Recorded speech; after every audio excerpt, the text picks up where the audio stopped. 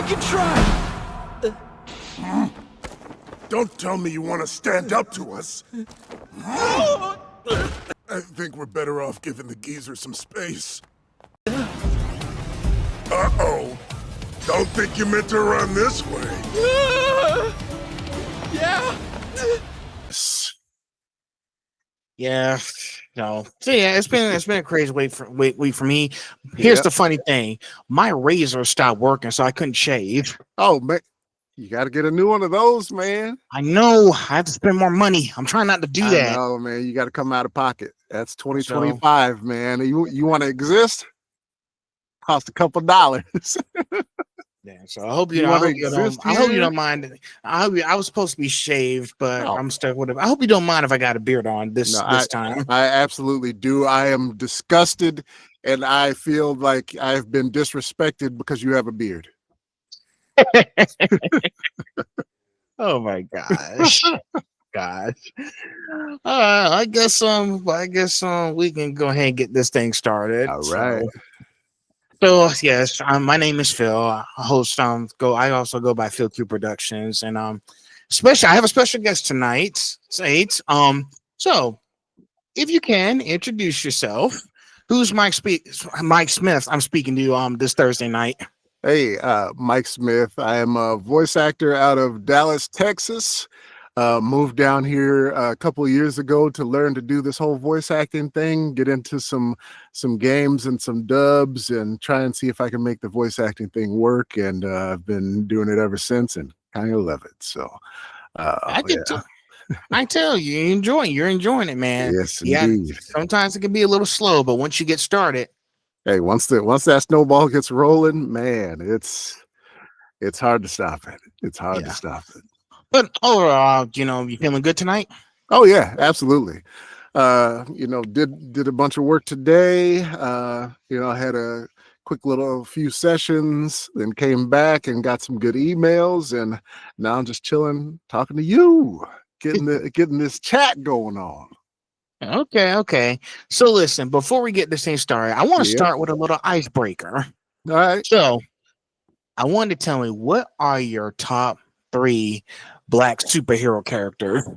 Man, top 3 Black superheroes. Okay, so right now it would have to be, Green Lantern, of course. Green Lantern is just like an automatic for most folks. John Stewart. Gotta love John Stewart. Gotta love John Stewart, man. Let's see.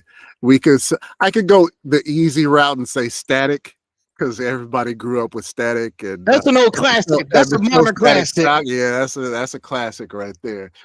So I could say that. And then, who's cool right now? I love that he's getting all this new play from stuff from Superman and from all the new DC animated shows and movies that are coming out. Mr. Terrific, man. I'm glad that he's finally getting some play. We've known about Terrific forever, but now he's finally getting some screen time and all these different properties. So I'm like, that's cool. I liked his scenes. I really liked his scenes in that Superman movie. Yeah. I'm trying to get my parents to watch it with me, so we're going to work on that part. But you got to get them on that. You got to get them on it. That 5 years time seeing that was hilarious. Yeah, it was great. It was like the artist at work. Mm-hmm. Listen, when they start doing those amazing music soundtracks, they start, oh, here we go. He about to do his thing, the artist at work. Yeah, they try and pop off a little bit, and I'm like, I'm okay with that. Yeah. Go ahead with it. Yeah. Gotcha. All right, so the way I've done this, after I've done some research on you, I have 20 questions. Okay, so you do research. So it's you in school right now. Okay. Hey, I just listen. I want to make sure I have everything. Sure. Oh wait. Oh, sorry, I messed up. This is not 20 questions. I had to do some more deep diving. Oh. It's 29 questions. God. Ooh, okay. All right. All right, 29. You said not 20 questions. We got 9 extra ones. We'll sprinkle those on top. Okay, all right. Listen, I like to keep it. Listen, I come with receipts, okay? Yes. So, listen, all the voice actors that I've talked to, they've been saying great stuff. Like, he comes with receipts. He's got questions ready for us. He does his research. That's good. That's good. You got to get on your hot ones, Steez. I'm telling you, man. Listen, research and reading is fundamental. Absolutely. So, Reading is fundamental. yep, yep. So I divide this up into sections, and Yep. there's 5 questions in each of them, including the extra 9 I put in there. So, but we're gonna go start into the intro. Then we're gonna do some character deep dives. Those are All your right. favorites. All right. So, and then et cetera, et cetera. So, All right. so let's start with section 1, the personal journey and growth. Now, how did your journey into voice acting begin, and what drew you specifically to the anime and dubbing? Man, I tell everyone, my story is not, I don't know if my story is very normal. I've never wanted to be a voice actor. I never grew up like I'm going to be in voiceover. I never thought about like, oh, I'm going to do this. I kind of accidentally into voice acting. And so like my whole life, I worked in the government, basically. I wanted to be an ambassador when I grew up. And so I did all this stuff. I was in the Peace Corps for a while. I lived all over the world, and that was the plan. But government got a little, so I was like, I can't keep doing that. And a friend of mine and we just kind of picked it up as a hobby, and we were like, let's see if this thing will actually work. And I started taking it a little seriously. My first booking was I did, those walkthrough tours of like people's apartment complexes. I did one of those, and I was like, oh, I can get money doing this stuff. And then I started taking it a little more seriously, and I was like, oh, maybe I could, learn to do some games and some dubs and get in some anime or something. And then so I kind of saved up a bunch of money, moved down here to Dallas, and was like, look, I'm gonna try and see if I can make this work, because my whole government idea wasn't going to work out anymore because of, like I said, all the stuff that's going on. I was just like, I can't do that no more. So I was like, let me see if I can make this thing work and, get the ball rolling on voice acting. And I've been here since 2020 and learning and doing it ever since. So that's been my whole journey. Now I'm still learning, still trying to get into some bigger stuff. And still, I need to make some new goals and try and hit those. I think the main thing and you should know is also you didn't give up. Like, Yeah. You got, sometimes we find something that is not, this is it's not for me. Yep. I might need to go into some different area of waters. Of course. Yeah. You gotta be flexible. The more rigid you are and like, hey, I'm gonna do this, and then if something happens or comes along and you're just like, no, I have to do this, like you're just gonna close yourself off from options or things that you might not have known that you actually love. So you got to be flexible. You got to be willing to try different things, see if things work, see if things don't work, move around, do some different things. So yeah, you don't want to find yourself trapped in a box and you can't get out. Yeah, no, that sucks. That's not good. No, it is not. And you say, I think that the message here for that first question, just make sure when you find if you find a roadblock, turn around and get rerouted. Just keep looking for new ways to be successful. That, or like I like to say too, is that like I don't believe in you have to do one thing your whole life. Your life, you should be trying 6, 7, 8 different things. You should be going different places, trying different jobs, meeting different people. Life should be about experiences, man. Like you shouldn't just be like, I got to do this one thing so I can make money and then I can live and then oops, I'm dead. Like, no, don't do that. you gotta make something out of life. Whatever you want to do, try it. If you don't like it, cool, you tried it. Move on to the next thing. Move on to the next thing. Like get some experience in your life, man. Of course, man. Of course, definitely. Number 2, what was one of the biggest challenges you faced in your career, and how did you overcome it? Man, the biggest challenge for me personally is just learning to act. I've never been an actor.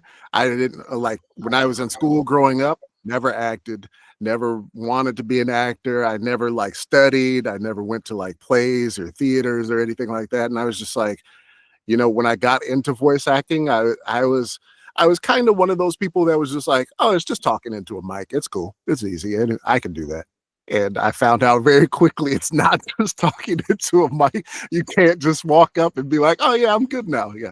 So just learning to act and learning the different styles of voice acting in like all these different genres of VO that you can do. So like commercial is very different than anime, is very different than video games, is very different than audiobook narration. Like learning all of these different styles and techniques and things that you have to bring to the voiceover game to be successful has just been, it's been very challenging, but it's been a lot of fun because it's like, it's something that I've never done before. And I like learning new stuff and trying different things. So it's been really challenging, but man, I love it. I love it a lot.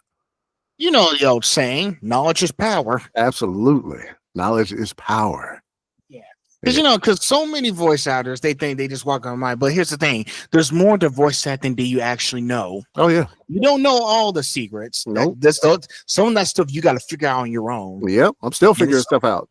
And it's tricky. You know, like, you know, I think that's what most people think. They think they're going to walk up and just do something. Oh, I got it. This ain't nothing. But when they start to tear off the mask, yep, it's a different story. Yeah, a lot of people do that. They'll show up and be like, oh yeah, like I'll get messages and people will be like, yeah, I want to be a voice actor. What do I do? And I'm like, this, you know, go to this website, you read these things, learn this and this. And they're like, whoa. No, I just want to do anime. I'm like, yeah, you got a lot to learn if you want to do some stuff like that, man. You're not just going to walk into Crunchyroll and be like, yeah, go ahead and cast me. Yeah, I'll go ahead and do that. No problem. Like, that's not how it works. But, no. Yeah, so and so many people fall into that trap. They do, and I get the allure of like, okay, this is my dream. I'm gonna chase it. I'm just gonna show up and I'm gonna knock it out of the park, and I'm gonna be in this and this and this. And I get the draw of that. Like I know the feel of like wanting to just show up and like I'm gonna kill it, but that's not exactly how it works. So you got to learn a little bit. You got to do a little learning. You got to meet some people. You got to find the right avenues into the industry, and then you can kill it. Then you can be the star. Of course, Mike. I agree with you. How do you stay grounded between sessions, especially when juggling multiple characters and projects? Man, between sessions and juggling is like, I think the best way to kind of like stay grounded is like, I personally like to just like, I'm a big nerd in the first place. So I like to just like, of course I'm going to watch and like play the stuff that I'm in, but you got to watch and play other stuff too. And like, you'll hear what other people are doing and kind of get ideas from what they're doing and be like, oh, maybe I could have done it like this. And then like, so you hear like how other people approach jobs and whatnot, and it makes you kind of sit back and think, oh, maybe I could have done this better. Oh, maybe I could have done this differently. Oh, maybe I messed up on this one and I could do it like this guy does, or like whatever.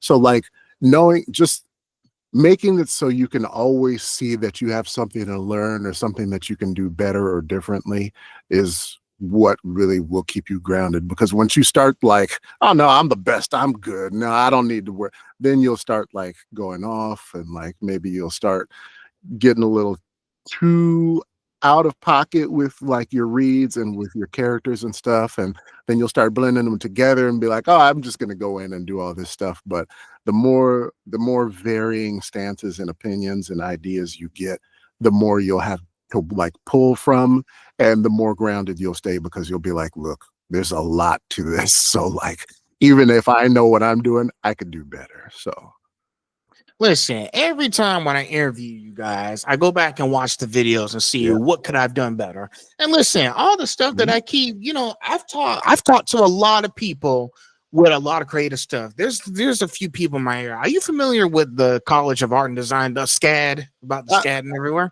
I've heard of it. Yeah. But like, I interviewed a SCAD student 2 weeks ago.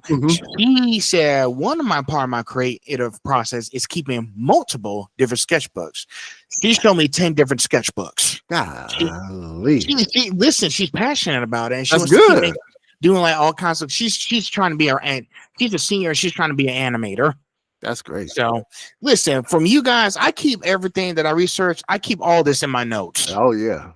So I don't lose anything. You know how many like sections I have in my phone? I was Like about to say, how many pages you got in there? Yeah. I got at least almost 60 pages in my notes. Mm-hmm. I got a lot of information that I have to look back on and make sure I have it. Sometimes I delete the old stuff just because sometimes it does eat up a lot of storage. But I just want to make sure I have something that I have to look back on when I have the information. Because some people, and here's the one thing that I do understand. Sometimes voice actors don't do the research or drop notes. It's not all of you. Some of you guys don't want. Y'all like to just get straight to it.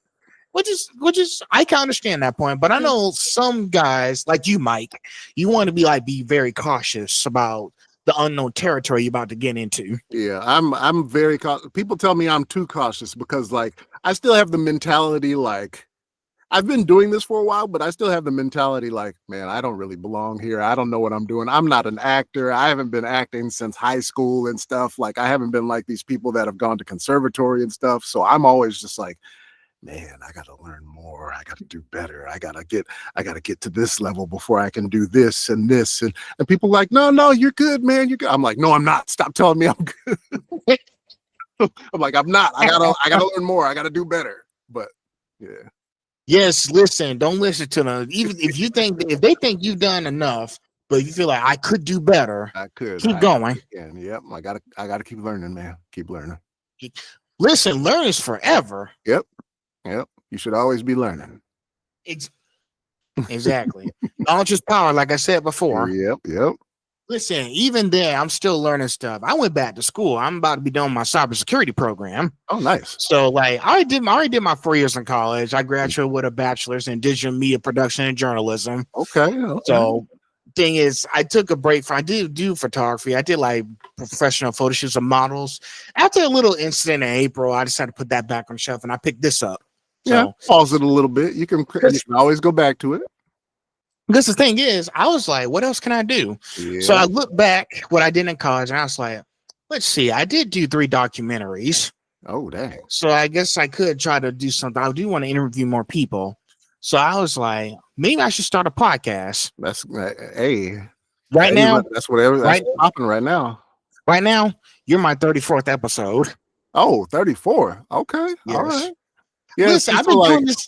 Yeah, you've been doing it since April, you said, yeah. Well, I've been doing this since June. Since June. Okay, yeah.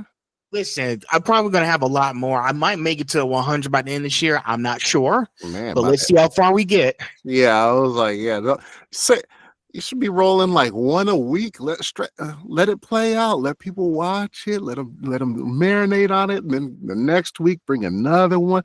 Let that play out. You could be. And then while you're between episodes of your interview podcast, you can be doing something else to put in with it, make some more content to build. See, like the creative thing, I kind of like this. This is what the creative side of the world does to me. It's like I start looking at things and I'm like, oh, this could be cool too. And then this could be added to that, and then make this even better, and then build this up. And then you can have your own YouTube media empire or something. You want to do all kinds of different stuff. Don't just be throwing out like 3 interviews a week and stuff like that. Just do like I will tell you one thing. Stuff. Yeah. I will tell you one thing, Mike. I deleted my gaming channel. Oh, did you? So yeah, I had to make some changes because I was like, with this whole podcast popping up and me changing my name from Phil Koo 2000 to Phil Koo Productions. I was like, yep. All right, let me just go ahead and embrace the name. Yep. So I changed to Phil Koo Productions, and since it's almost Halloween, I uploaded the full walkthrough for Left 4 Dead. Oh yeah. The 2008 game, that's an old classic. It's still popular today. Listen, when Back 4 Blood flopped in 2021, most players kept playing Left 4 Dead. I was so sad because we were so hyped for Back 4 Blood, and it just wasn't as good. And we're like, man. So we went back to Left 4 Dead 2. Yeah, so I'm trying to play that. I've been trying and then like later this weekend I got plans. Listen, I'm trying to play some Halloween games. I also got plans to do Luigi's Mansion 3. Spooky season, man. You got to get on the spooky stuff. Here's the thing, though. Batman Arkham Knight takes place on Halloween. Mm-hmm.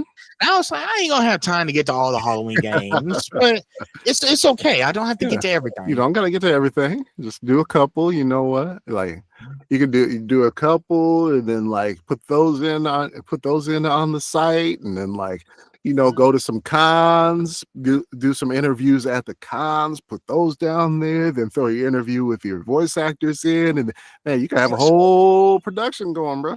That's true, of course, man. Listen, with productions, I was like, okay, pretty much, the sky's the limit with that name. Sky's the limit. I can do anything, I Yes, still want to like, because mainly what I talked to, and I told this to Jay too, because I know Jay's a great guy. I was just telling him, if I can spend at least a few minutes, because I know some of you guys don't do a lot of online interviews, like Monica Real, she does she only does in-person interviews. That's what I heard. Okay. Yeah, that's what I heard. Now, don't know. I think that's true. I'm not sure. Last time I saw her was back in 2021. Yeah. But the thing is, I was like, he told me the best way to do, just go meet her at a con and just tell her what you're doing, and we can compare notes when I come back. Because I was like, listen, Mike, if I can spend at least 10 minutes, 15 minutes, even if it's at a convention, you don't have enough time. If I can just spend 10 minutes, just ask you a few questions and having a genuine conversation with you guys, that's all I'm asking. That's all you need, man. Once you get that ball rolling, and then that might even turn into something bigger. Like I just started doing some online stuff with a teacher I'm from Colorado, and so one of the teachers from one of the high schools in the area reached out to me and was like, hey, you want to do this thing? So I did an interview with them in his classroom and all this stuff, and all the students loved it. It was great. He was like, man, we got to keep doing these. I'm gonna go to this one, you can do this school. I was like, hey, just hit me up, man. Some people are for it, some people aren't. You just got to find them where they are.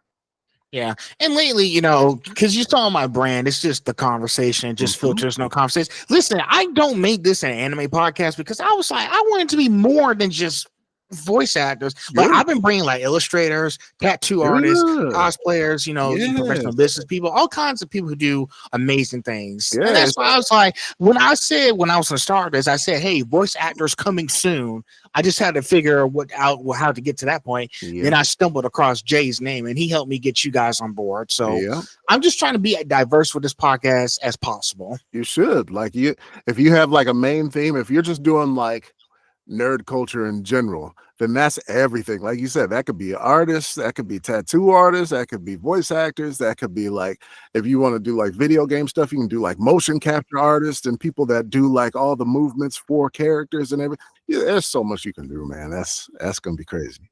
Yeah, and listen, like I said before, we're just two people just having our conversation. Of course.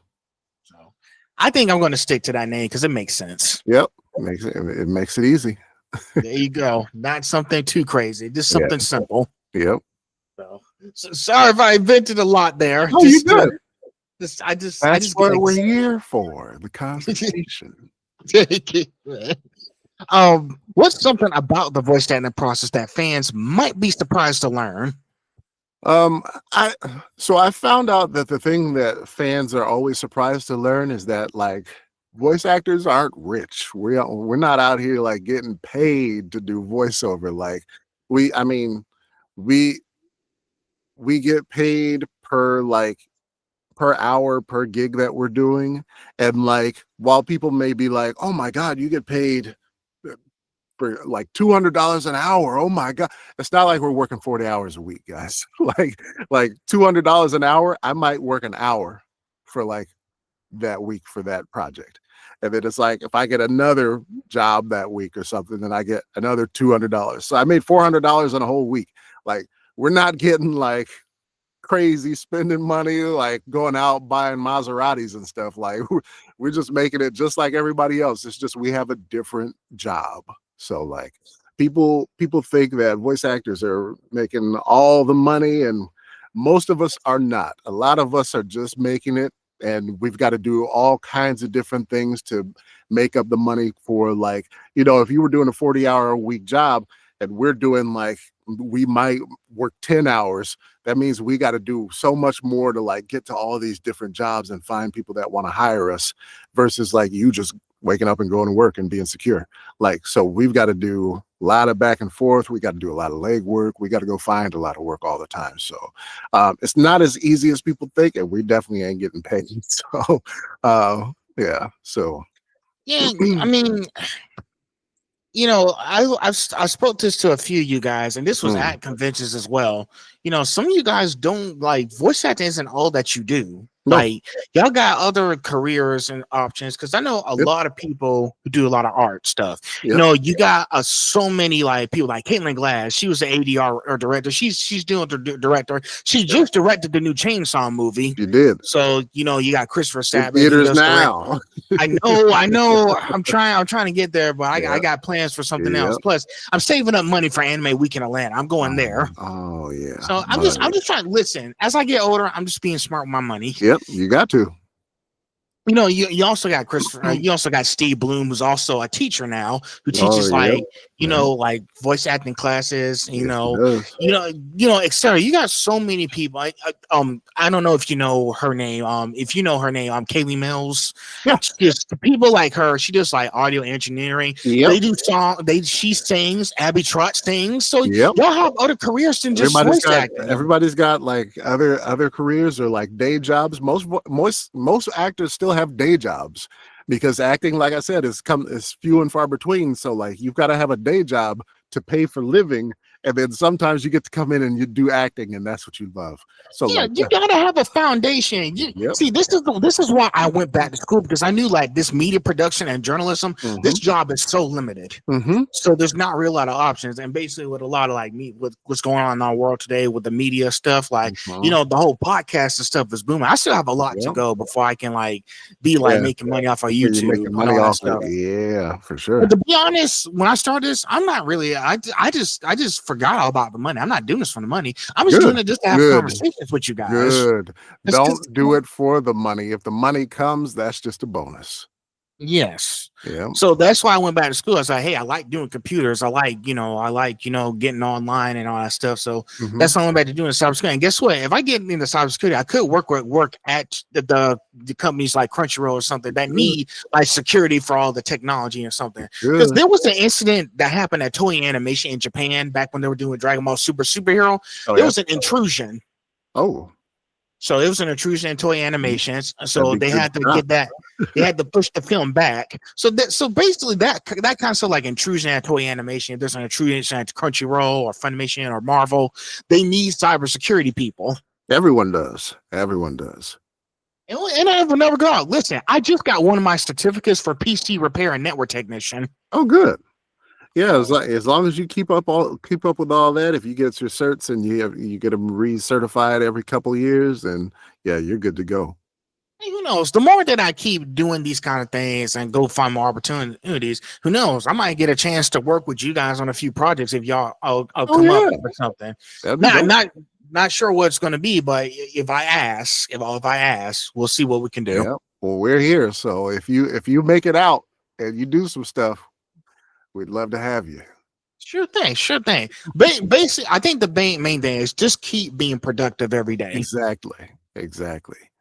You know, there's nothing wrong being productive. Like, listen, I don't sit on my hands all day. I come up with new stuff. I get people to talk to and do interviews with. I go out, go venture out into my hometown. I'm in Savannah, Georgia.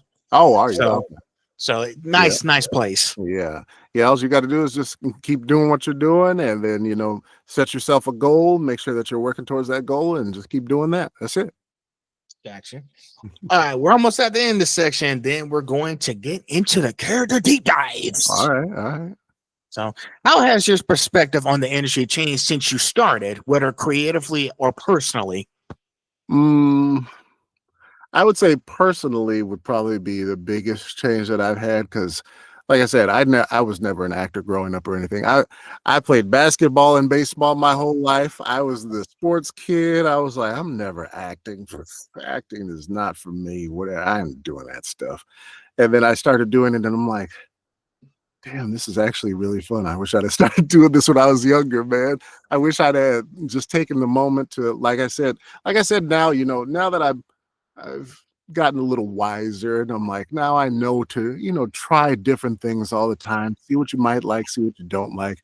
If I would have been that way when I was younger, maybe I would have found this earlier, but I mean, no problem. I found it now and it's great. But yeah, I wish I would have started doing this a little earlier. I think it would have been a lot more fun because I started after COVID. The whole landscape of the industry changed a lot, apparently, from what people tell me that were around before COVID, and then now, like all the stuff that's changed, and like going into studios a lot more, and like doing all this stuff with like booth directors and everything. Like it's a whole different industry, and I could have been around to see that part of the industry before, like back in the day. That would have been cool, but now I think it's good that I'm in it now, and I see what's going on and what I've been missing, and like I can be like, damn, I missed out on that, but it's still good from what I'm doing right now. So Yeah, I sometimes I feel that way when I step into something new. Like,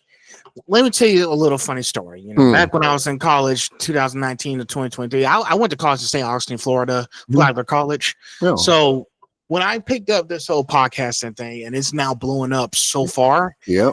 my dad got into a little conversation. Now, don't forget, when you were in school, you didn't want to do journalism, but look at me now. Yep. Hey, stuff So changes, man. I was like, whatever, dad, kind of thing. Here we are. Yep. Yeah, once you get a little taste of something, sometimes I think the problem is, like, I always talked about this with I used to travel around the world, and like you can teach English wherever you go and make money. So that's like a way to live. If you want to travel the world, you can go teach English in different places. And there's always a big difference between the people that want to learn English and the people that are being forced to learn English. And I think that, like, when it comes to education, the more that you're like, oh, I have to go take this class. Oh, I have to do it this way. Oh, I have to learn this, and follow this structure. Like, the more that you're forced into something, the less you'll want to do it. If you start dabbling in something and be like, oh, I could do it this way, and I want to do it like this, and you put your own spin on it and you do it your own way, that's you're more likely to take that and go further with it. Even if it's something that you're like, oh, I wouldn't do that. I would never try and do that. If you do it your way and do it like, and you have your own interest in it, that's going to actually make you stick with it and do it. True. If I would have just listened to him back then out of school, I would have started this podcast like at least 2 years ago after I got off. But Maybe. I guess. But you can't think that way. You have to think, because you could have, if you would have listened to him and you did journalism and then you got done with it and you were like, I don't ever want to see a microphone or talk to people again, you could not be doing this right now. Who knows? You can't think that way. You can't think backwards and be like, I would have been. You can't do that. Because who knows? Yeah, it's part of life. Sometimes it happens, and it's just Sometimes it happens, sometimes it don't. I think the best thing what happened was, at least I had a chance to break off and just figure out what my next steps were. 2024 arrived. I started to get back into school. I went to work, kept working all these hours. Back to school, trying to do. I never imagined that I'll be done this Christmas. Like, I still have more. Like, I didn't think I'd get this far to be done with my program, and now I'm doing my own podcast. Yeah, doing your own thing now. I just didn't think this would be happening. Okay, well, here you are. Here I am. All right, so we're done with that section. Now we're in section 2, character deep dives. All right. So, listen, please correct me if I mess up his name, okay? Yeah. My Hero Academia Vigilantes. Yes. Moyuru Tochi. That's his Moyuru name. Tochi. Yep. Okay, just make sure. Listen. Just correct me if I say it wrong. Okay. Let's start with Moyuru Tochi. Yep.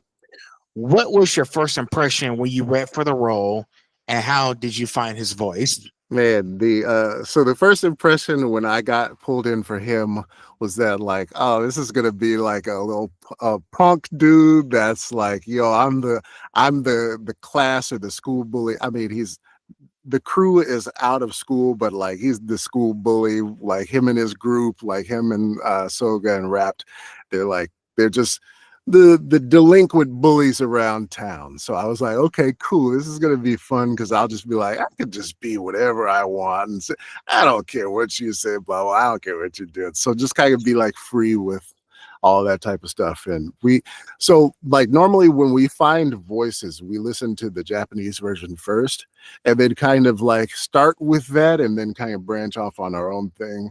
And with Tochi, we were working together and like working with Jade, who's the director of it. And Very amazing person. yeah. And we were like, oh, she was like, she came in on episode, I think I was in episode 2 or 3. And she was like, make him more like flippant and like casual and like so it was kind of just like at first I was kind of just like a generic bully, like blah blah blah blah blah, just I'm gonna beat you up, blah, nothing funny. But then she was like, make this dude more like a bro, like he's just more casual and more like funny, like like I don't care about you, dude, whatever, man, like put a little more character into him. And I was like, okay, cool. So we played him up and found a spot for him that was like, oh, he's not just a generic goon, he's like a actual like kind of just like a bro-ish younger 20s dude that's like he's not really bad, but he's not good, but he's like he could be a lot of different things. So yeah, it was fun coming up with that. Well, hey, sometimes you gotta throw in that little, little, bro thing, gangster's paradise vibe in there. Throwing a little fun with all these things. It's like sometimes with anime, like a lot of roles, they'll be like, okay, no, this is real, grounded, real type character, and I'm like, no, I want to have fun with these. This is like it's anime, like it should be like popping and crazy and creative. But sometimes they're like, no, don't go too far with it, don't be too animated. And I'm like, oh, but this time we were like, yeah, let's have fun with it, let's make them pop a little bit. And I was like, okay, cool, good. So yeah, it was fun getting to do them. If it's not funny, viewers are not going to watch. Sometimes, yeah. So you got to add some humor in there. Yes, indeed. Let's see. Number 7, Moyuru has moments of swagger. Yep. Of course he does. And moments of vulnerability. How do you balance these shifts in tone without losing his personality? I think the important thing first for whenever you're doing like a character, whenever you create a character, is that like you have to have like a baseline, like this is who the character is, this is how he thinks about things. And then like that way when something like a sad scene comes or like a funny scene comes, then it's just like you are still grounded in that main line of the character that you are, and it's easier to kind of like pop out a little bit from that main line and do different things. So it's like, what if you have a good idea of who the character is first and what he sounds like first, then like when you add stuff and things, it's like you make a cake and sometimes you add different toppings to the cake. Oh, so, definitely. So just you still have the cake all the time. You always have the cake in the first place. But then sometimes you put a little frosting on that side. Sometimes you put a little sprinkle over there. Sometimes you put a little figure on top and maybe a candle because it's a birthday or something. Like you can add little things, but you still have the cake. So as long as you have the cake first off and you know what it is and what it tastes like and how you made it, then all the other stuff you add, you won't lose the cake. You can still just add and subtract other little things on top of it afterwards. Let me tell you, Mike, every character that comes our way in these shows, I know every voice actor, they need to make sure they look at the character, look at the description, what they went through, and be like, listen, I can guarantee you this. Whoever's directing, because there are some voice actors who do directing. Jade Saxon, Caitlin Glass, Emily Nees. I don't think she's directing in a while. That's what she told me in June when I met her. But every time, directors have to pick a very specific voice actor for this role and figure out how they're going to make sure the channel, their personality. Like you said, it's like making a cake. Make sure it tastes great. Yep. They just don't want to pick a random name out of the hat. Right. And be like, oh, let's just go with this guy. No. Otherwise, why would you ever audition? Just be like, oh, I can just pick Jim. Jim, come on in. We're gonna have you be main character number 7. Like, no, that doesn't work. Yeah, that's how they deal with these shows. Because when they announced Vigilantes and they were talking about, all these characters that was coming on, they made sure to pick the names. That's why you had, Jack Broadbent as the crowd. Speaking of which, I'm interviewing him next in Oh, 2 nice. weeks. And Excellent. I was like, "Are you serious? I'm interviewing him within 2 weeks to make it." Yep. So you should have seen my reaction when I heard from Jay that I'm interviewing the main character. Yeah, Like man. when I said I wanted to talk to one of these guys from Vigilantes, I didn't expect it to happen so soon. Yeah, but now But you get to talk to the crueler. I know, Mike. But I'll be ready. And I already got my questions from Mark. I already got his questions before I worked on yours. Oh yeah, yeah. I like to be ahead of the game. Yeah, of course. So, but sorry, I'm going off topic. That's why you have him as the Cry. You got Macy Ann Johnson as Pop Step. You got Jason Marnocha as Knuckle Duster. Again, every anime that comes out, y'all have to make sure you pick the right and specific characters that are going to lead these characters in the show. Absolutely. Pick a specific voice actor to lead these characters in the show. Yep. That way the fans will enjoy it. Be like, they did a nice job picking. Otherwise, how are y'all gonna succeed if y'all don't pick the right people? Yeah, people have to remember that like our biggest goal is to make sure that we please the fans. So like, man, like I may really want this role like really bad, but maybe I'm not the right one for that. And then like somebody else will get put in and be like, oh yeah, that's cool. Because the fans will love that. And then that's our goal, man. We just want to make good stuff that people will love and enjoy and that we can talk with them about later. That's it. Yeah, listen, it's not about. Guess what? Every time I'll be telling people, like people just trying to be because they want me to know I've done that. Y'all ain't got no. Like it's about the art and the hours you put exactly and the passion you put into these shows. Exactly. Like, how do you think they did all these Avengers movies? They took the time to make sure they got it right. Yes, indeed. Yep. Like Avengers Endgame. I didn't expect that movie to be 3 hours, but they had their reasons for making it 3 hours because this was like the longest movie in the MCU for the Infinity Saga. Yeah. And but it's like you see that too. You can see the opposite when it's just when there's a show or something like a TV show that or like what was the I think it was the Borderlands movie that just came out. Borderlands. And when they're just like, oh, we're just going to throw something together, put Borderlands on it, put some people in there and go. Like people hated that. Like that's not what people want. Like you have to take the time to build the thing with the right people that want to be in it, that are really going to bring it to life and make it pop for the people that are going to be watching it. And then it will be successful. You can't just, man, we're just going to slap some names on it and then, we're going to make millions of dollars, right? No, that's not how it works. Again, and like I tell people, y'all, research it. Research it. Because if you don't, it's not going to be perfect. Yep. Just be prepared. So, number 8, are there small physical actions or vocal choices you use in the booth to sell his confidence and charisma? Like I guess like some small choices, like sometimes like Tochi he'll just be talking like normal, like I am right now, but then like him and Raptor really like they joke around and poke at each other a lot, and sometimes like he'll just be talking like Tochi will be talking to Rapt and say like something going blah blah blah blah blah, and then you got to put a little thing on there to make sure that hey, I'm giving you some shit, buddy. You know what I mean? Like like it's fun to kind of make these little vocal changes to just be like, oh, I know what I'm getting at, right? Like, so stuff like that is really cool. It's just fun to do. Like, and when you have a good director like Jade, like you get to try these things and be like, oh yeah, I like that. Oh no, I didn't like that. Oh, I like that one. Do that one. And so we get to play and do these things and be like, okay, see what works and what sounds like what the character would do. So it's fun to kind of do little things like that every once in a while. Just throw stuff in there and see if it works or not.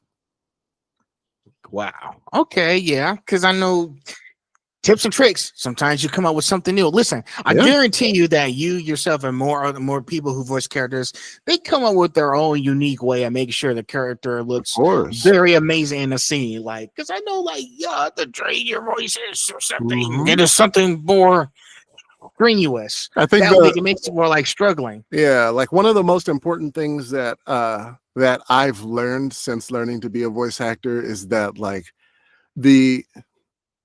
we don't figure out, like, if you don't figure this out early, then your career is going to like go really slow. Is that like the most important thing is for you to have some bit of yourself in everything that you're doing. So like while Tochi is a character, his own character, he's his own person that does this stuff, I have to put a little bit of myself in there to make sure that it's like not only that he's not boring, but like this is me doing this thing. So I have to make it sound as natural and cool as possible for me. So that way it's like, it's not like I'm just not just giving some robotic and stiff performance because I'm just doing his voice. It should be me doing my voice as him. Or maybe that's a way to say that. Me doing his voice, but putting just a little bit of myself in there. So like you're always going to have to put a little bit of yourself in there because otherwise anyone could do the job. If they were just like, hey, do Tochi's voice, and there could be 40 people that just sound like him. But like, man, how do you make him sound like him, but put yourself in there so that way you stand out from all the 8 million other people that can sound like him? So it's always important to have a little bit of yourself somewhere in any character that you're doing, or any, even like commercials that you're doing, or any like books that you're doing. People have their own way of doing things and their own little sauce that they put on it. Exactly. Like, how can I, like, when you get assigned for a role, how can I put my personality into this character? That's the question you guys always had to ask yourselves. Because just listen, the more anime that's going to be spitting out, and there will be in these next few years to come, because it's a big universe. Y'all need to figure out how to put your own individuality, your personality into these characters. Otherwise, it won't be like as enticing when you go to the movie theater or watch something on a show. And also, you have to think about it too from like just the perspective of like when an audition comes out for a character. There's like 500-600 people auditioning for a character, and if everyone says like, "Hi, my name's Tochi. Hi, my name's Tochi. Hi, my name's Tochi. Hi, my name's like, no one wants to hear that. You got to do a little something. You got to, hey, my name's Tochi. How's it going, man? Like, you have to do something different. You can't. There's going to be, if there's 500 people for an audition, 450 of them are going to do the same thing. How are you going to get in that top 50 to at least separate yourself a little bit? No, you got to do something spectacular. Anything that nobody's ever heard before. Yep. You got to do. It has to be a little bit of you. It has to be something of you in there. Yes. So, next one. Let's see. If you had to sum up, wait. Did I say that part? Sorry, I was lost in the gloss. I'm just trying to make sure I know where I am. Hold on. I think I got it. Okay. If you had to sum up Moyuru's emotional core in one sentence, what would it be, and how did that guide your delivery? I think Tochi's emotional core is really just like, he's just there for his homies. Like I said, with So Good Wrapped, that's the crew. As long as they're good, Tochi's good. So like whatever we're doing together. If Soga's in something, we're gonna come back Soga up. If Wrapped is in something, I'm gonna go back Wrapped up. Like that's just the crew. That's the emotional core is those three people having each other's back. And so it's like all the stuff that's happening in the show, everything that'll go down, like in the first episode when they were getting hit with the trigger, it was just like, oh yeah, we're gonna do this thing together. We gotta go. We're gonna fight the Crueler right now. Hey, we saw him in his store. Oh man, yeah, let's get this dude. Yeah, like it's just they're not really like villains, but like they'll do some dumb stuff because like, oh, if Soga's doing dumb stuff, hey, we got to go do dumb stuff. Hey, if Soga's in trouble, we got to go back Soga up. Like, like that's just the crew. That's what friends are.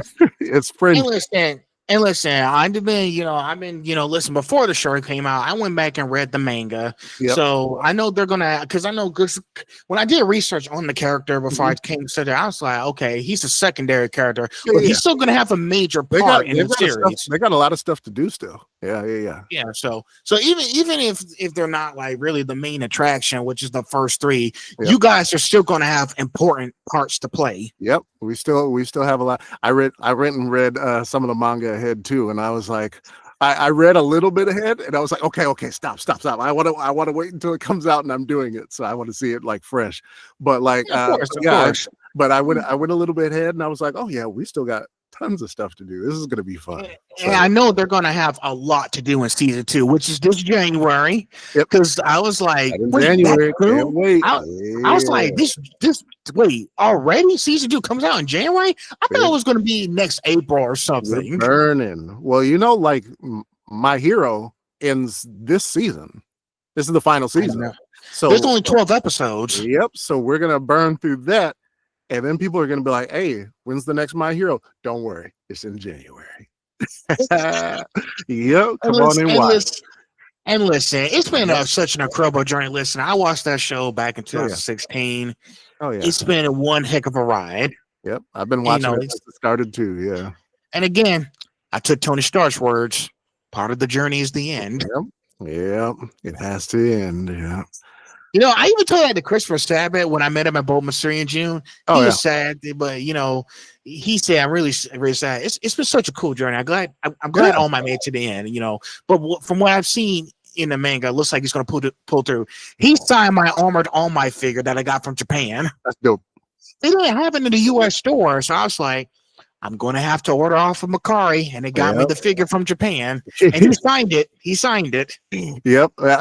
Having to order stuff from Japan, sometimes you're like, man, this hurts my wallet, but it's worth it. It's worth it. Exactly. Listen, with the show ending, I had to get him. You have to, yeah. Like, and guess what? I got 2 more and My Hero Pop figures coming this way because I pre-ordered them. Excellent. It's the new ones from season 7. Deku, the big figure, figure. Yeah. Mm-hmm. And I got Shigaraki, the big figure, because he had his hands all over his face, and everything. I was like, I had to get them with the show ending. I got to get my hands on every My Hero stuff I can. Do it. And then Ryan Cole Levi's going to be at Anime Week in Atlanta. Maybe I should take him to sign my World Heroes Mission book. It might be a good idea. And I also got the World Heroes Mission Deku. Maybe I should get him to sign that too. But it's just a lot of stuff to carry. So yeah, that's a lot to carry. But that's the fun of doing all of this stuff. Like sure, we get to be in the anime, but like we get to meet y'all. We get to go out to you guys ask cons to invite us to come and meet you, and that's like, man, that's the ultimate like thank you for appreciating the work that we do. Like I said, we're not ballers, man. We're not getting paid buku dollars for doing this work, but like we love doing it. But like, man, when y'all invite us to come out to cons and like shake your hands and like take pictures and stuff, that's it, man. That's of course, man. That's a dream. And listen, I got more respect for you guys lately. There have been a lot of stuff going on with fans and everything. Because listen, back when I was in high school, I was all for the entertainment. Yeah. But now that I'm getting older and wiser, I'm 25. I just turned 25 last month. Oh, yeah. So I'm just getting older and wiser. And like I said, if I meet you in a car, if I could just sit down and have a genuine conversation with you guys, yep. I just want to be like, hey, if I come up to you, I want to talk to you. What can we do about this? Yeah. Just come say what's up. Yeah. That's all. Like I said, just at least 10 to 15 minutes. If I can just record our conversation and make sure I have something to look back on and watch. Yeah. It's just a few minutes is all. Yeah, let's see what we can do about this. Yeah, if you see somebody you want to chat with, ask them, of course, if they have a few minutes that they can spare. If they don't, just respect that. But if they do, if they do, have a chat with them real quick. Yeah. Because I was like, listen, if there's a cost, I'm willing to pay whatever y'all want me to do first. But like I said, if you can't do it, we'll find another way. Yep. Just let's talk about what can we do about this. Yes, We'll indeed. just keep it moving. Yep. Always ask. See, I'm getting better at asking for consent. I'm trying to ask for Good. consent more. Yes, consent is great. We like that. Definitely, definitely. I was just, just getting excited to have more of these kind of conversations. Yep. Just trying my best here. Yes, indeed. So, all right, we're almost at the end of this section. Then we'll be at another character deep dive, which is Mobile Suit Gundam. Yeah. So, were there any lines you initially altered, maybe softened or hardened, to give the audience a different read on him? I don't think so. I think like there's the scene where the gang is sitting on the bench in the park talking about, hey, you need to stop talking to that knuckle duster dude. Like, man, like, yeah, you need to stop hanging out with Freaky Fist Grandpa.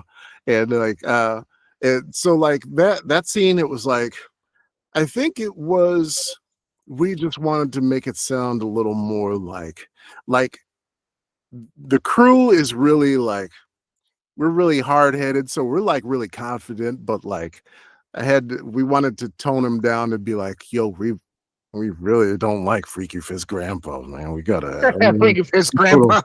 Like, that's what you was calling him. Yeah. I was like, does he be drinking in that show?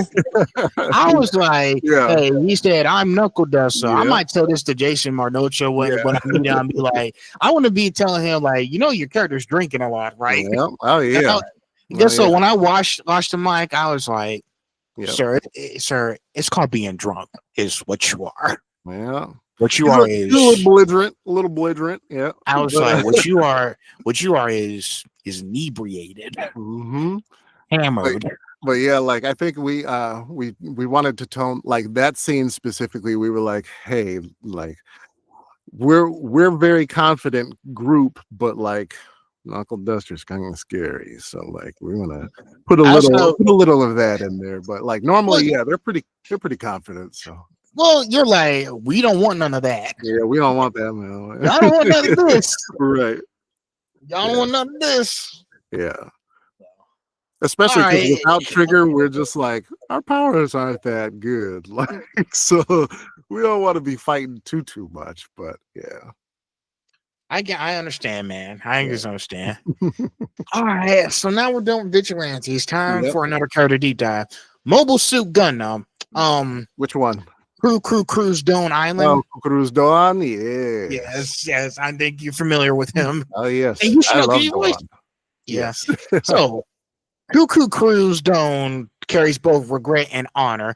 Now, how did you communicate that duality through tone and texture? Like Dawn was like one of the first kind of big jobs that I did, and it's like his backstory is like kind of played through the movie.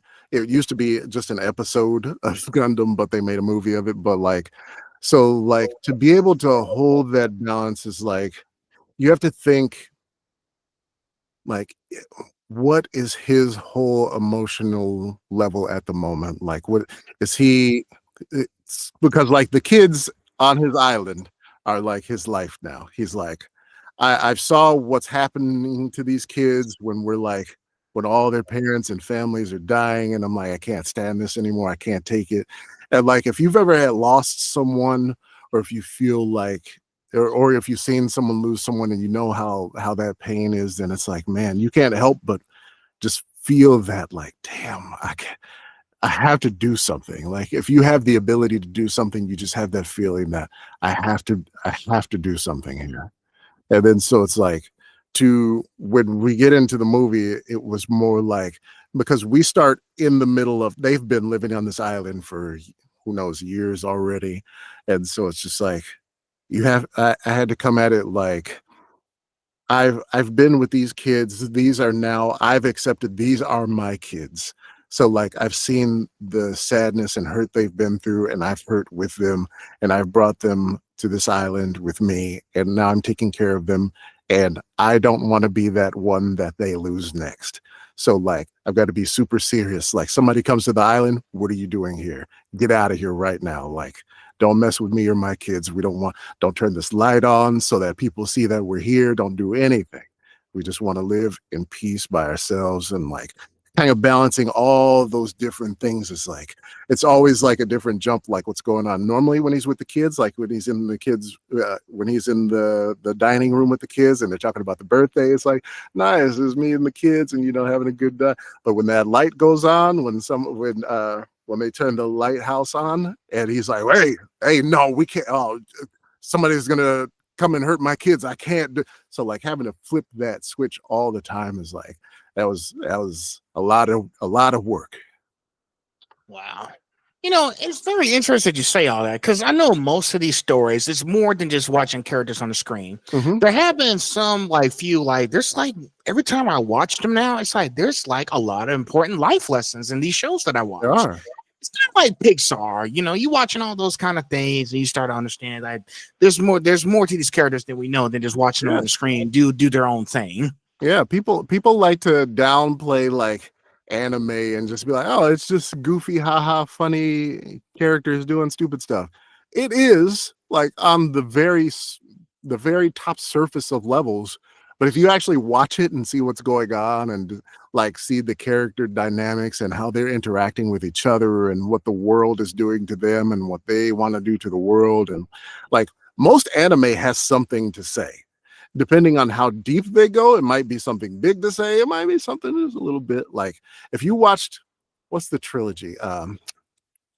What is it like? Do you know Angel Beats?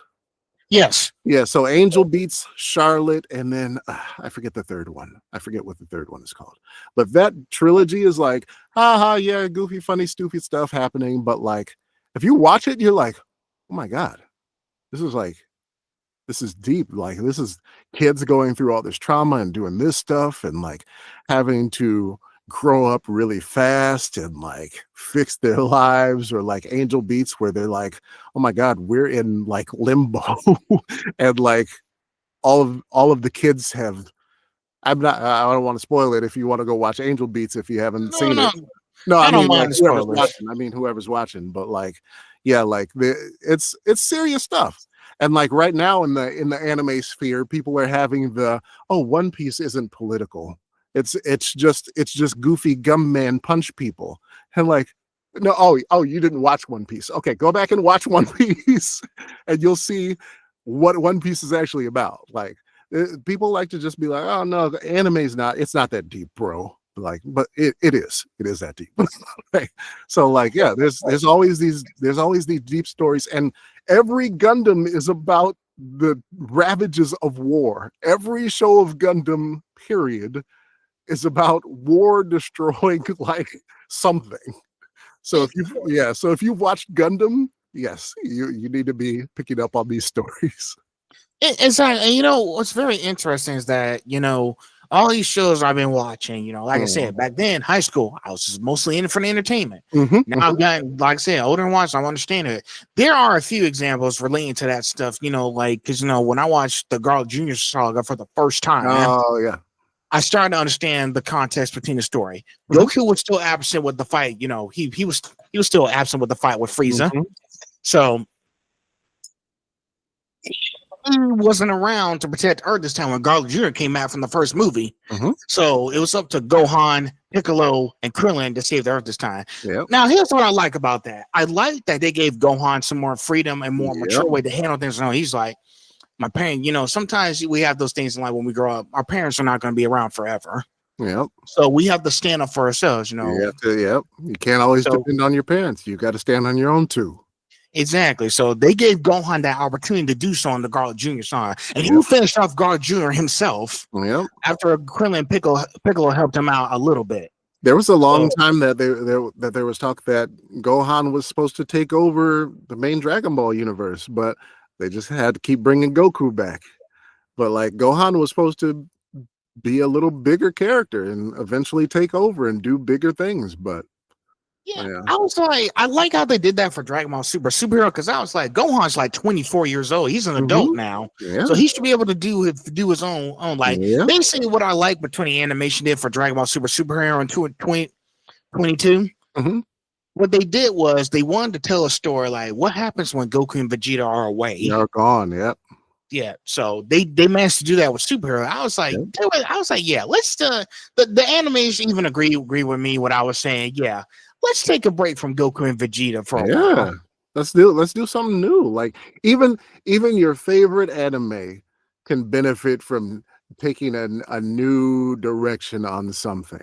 Maybe it doesn't work. Maybe it's like, oh man, this is outstanding. I wish we'd have done this earlier.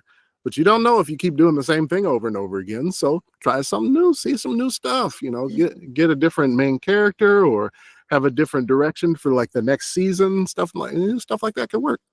I think they did the same thing back in with the old Dragon Ball Z movies, which was movie 9, 10, and 11. Movie 9 was BoJack Unbound. Oh, BoJack. Goku is still dead from the fight with Cell. So basically, what's interesting? These villains always find the right moment to strike while the heroes are divided. Yep. So they did that. So when they did BoJack Unbound, it was up to Gohan to lead the charge with the rest of the Zevars against BoJack in the movie because Goku's gone because they defeated Cell. And this movie, it makes sense for the first time because it takes place after the fight with Cell. Oh yeah, yeah. So I like how they did. I like how they gave Gohan more of that leeway in a movie. Like let Team Gohan fight this character while Goku is sitting on the sidelines. Yes, indeed. He helps his son a little bit by coming back from Otherworld, but that was pretty much it. Yeah. Then you got Broly's second coming. Goku not around. It was Gohan and Videl and Goten and Trunks against Broly against him. Yeah. And they still managed to defeat him. Okay, well, Goku did show up, but he would. But you see that? But you see that move? That last scene where it's like, was our father ever really there? Pretty much. Yeah. But and then movie 11, Bio Broly. It was only Goten and Trunks. No Goku, no Vegeta, no Gohan, no fusion. It was just him. It was just Goten, Trunks, Krillin, and Android 18s against Broly, and they managed to defeat him too. Yep. Like they did, like some of these characters, you have to give more of these characters leeway. Like I said, folks are not going to be around forever. We have to do this for ourselves. Yep, we got to learn. Yeah, got to learn. So yeah, if you pay attention to these shows and everything, you'll see there's more. There's more than just watching stuff on the screen. Because when I went to the theaters and watched Guardians of the Galaxy Volume 3, I understood the context of the story. What the High Evolutionary is doing to these guys, cruelty to animals. Yeah. And there have been a lot of like real world cases where people like to torture pets and all that stuff. There was a video that I saw where this girl was recording this person saying there's a dog locked in a hot car. I was like, that's not okay. Yep. Yeah, stuff like that, man. Yeah, anime has all kinds of stories like that. Like I said, all Gundam has something to say. So I say we keep watching these movies and understand the context. Now that we're starting to get a feel for, I'm getting a feel for it now because I pay attention. I mean, of course, I still want to relax, but I do want to pay attention. Yeah. Of course. But I want to pay attention and see what's going on. Yeah, of course. Yep. That way, I'll be able to come and talk to you guys about it. Yeah, you have deeper conversations about it. So, number 12, for the quieter, reflective scenes, how do you keep restraint powerful without losing emotional depth? So, for like the quieter type scenes, it's more like we say like instead of like when someone's angry, right? Like it's easy to just be like, I'm angry, rah! Like that's like kind of letting it out, but I guess, I don't know if it's like the technical term, but we're always like, if there's something like that and it's a more emotional scene and you want to let that like kind of build up, you want to let those emotions simmer like under the surface a little bit instead of just like going big and be like, I'm mad. You want to be like, oh my God, I'm like, everyone's had that feeling where it's like somebody pisses you off, but you can't come out and be like, so like stuff like that. So having to learn to kind of keep that just under the surface where it's like you can feel it. Like one like shortcut that people taught me is that if you want to do an emotion or whatnot, practice trying to keep yourself from doing the emotion. So like if you want to cry, or if you want people to cry at something that you're doing in a scene, try and keep yourself from crying about something. So like think of something that's like really sad to you, like, oh, if you lost a dog or something, like, God, I miss my dog or whatever, but like I gotta keep myself from crying. I can't let myself cry. Like I gotta.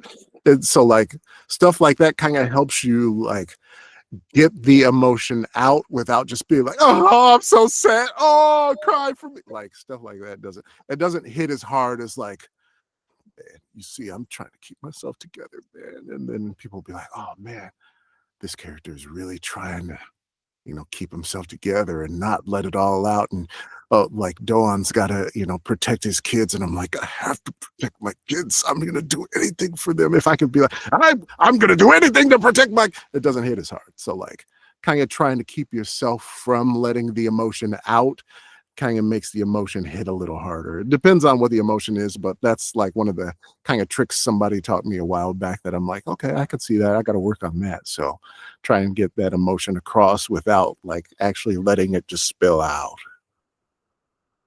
That's right. And sometimes you got to keep those emotions locked in because Mhm. I don't know what y'all do in the voice recording booths. Y'all have like an emotional breakdown or anything. I don't know what y'all be doing because I'm not there to see it.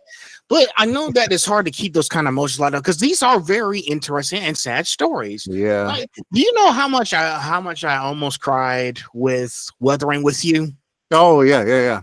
People cry with stuff Really like that all the time. Like It's really emotional. like when we did One Piece, when I did Kuma's dad, Clap, like, have you seen that yet? I think so. Yes. Okay, so like so Kuma's backstory, like his dad doesn't make it, but it's like some of the worst stuff. It's awful. And just like we were going through those sessions recording it, and I'm just like I was using that. Okay, I'm trying not to cry. I'm trying to do this. So I was kind of using that, but we have longer to develop that and get prepared for it and stuff like that. And like, our director Emily and then the engineers were like, okay, I think that take was good. We don't want to do this ever again, so let's just move on. I'm like, oh, okay, good. All right. So we did good. I made people get in their feelings a little bit. So, and then when they send it back to get the episodes finished and whatever, like they'll be like, oh man, when they were finishing and mastering that episode, like people really didn't like it because they were too sad about it and they wanted to hurry up and get it done and kick it out because it was terrible scenes. And I was like, good. That means we did a little something there. So I mean, if it's not sad, then how's it gonna be good? sometimes sad is what you need to pull somebody's heart out and stomp on it a little bit and make them feel what the characters are feeling. So even that is good. Okay, you gotta have the magic touch. Yep. It's really hard to do, but sometimes we can make a little magic every once in a while. So There you go. yeah. So Gundam has a very distinct legacy and fan base. Mm-hmm. Did you feel any pressure to match tone and continuity from earlier portrayals? Of course. So yes and no, because I've been a Gundam fan forever myself. My favorite is Wing. I know people don't like Wing, but like Gundam Wing is my stuff, man. I love Gundam. But like but I would say also no, because Dawn's Island, like I said, it was an episode that was pulled out of the original Gundam that the creator didn't like the way that they animated and it did it, so they just killed the whole episode. And it's just been gone forever. And so now when we did that movie, they were just like, okay, we want to make a movie of this episode that is lost and we're going to do it like that. So like, I didn't really have to think about like, oh, I've got to match this and I've got to make sure that it's as good as the original, because the original doesn't exist anymore. So like in that case, no, I think I got off a little easy and I was able to just, we were able to do something not different, but we didn't have to hold on to the exact legacy of that era of Gundam, but we did have to, make sure that we were doing it a good job. So yeah. As long as you did a good job. That's Yeah. all that matters. And Yeah. sometimes you're gonna have the fandom be stressing out. But Oh, thing of is, I know y'all don't let the fandom stop you from doing what you guys have to do. yeah, we got a job to do. We're gonna do it. So it's and it what people need to understand is that not everything is for everyone. Some people are going to like stuff, some people are not going to like stuff. And that's how everything in existence is. So, like, if you're like, man, there's 50 people that absolutely hated what I did. Oh my God, I feel so bad. But what about the other 20,000 people that loved what you did? You can't focus on the people that hated it when it's like, okay, well, maybe there's something that you can take to learn from what you did and be like, oh, they didn't like how I did this. Maybe I can learn that for the next time. But you can't be like, oh man, I got to stop doing this. Those 50 people online, they commented on my YouTube video and said that I sucked, and I just got to quit. I got to never do voice acting again. Like, you can't do that. Like, you can't do that in any kind of field of any sort. So sure, there are going to be people that don't like things. There are going to be people that love it. You just got to take the good with the bad, learn and do better next time. And we're all, like we said earlier at the beginning of this conversation, we're always getting better. We're always developing. We're always learning more. So, And listen, man, they're just doing it for attention. Plus, sure, it's sure. plus, Mike. Listen, it's just noise. Who cares about them? Yeah. It's just Yep. keep You the, just got to you know, smile and nod. Thank you for your feedback, and then move on. Mhm. Yep. That's keep the it. positivity rolling. Don't let the Yep. negativity wash over you. Listen, Nope.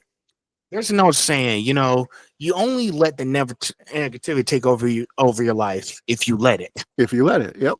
Just don't let it. Don't let it. Yep. Okay. So let's see. Oh, okay. We're at the end. We're almost at the end of this section. Was there a single moment or line that you feel defines Doan's entire arc? How did you approach it in the booth? I don't know if there's like if it defines his entire arc. I know. I know. I would say when he finally goes out and he's helping Amuro, Amuro comes up and they're like, okay, let's dig a little bit. So they're like digging together and he's like teaching him how to do stuff. And he's like, he gives Amuro his hat because it's hot out and he doesn't want him to. So like when he finally starts accepting Amuro and letting him in and letting him know, okay, all right, I'm not going to be so defensive with you anymore.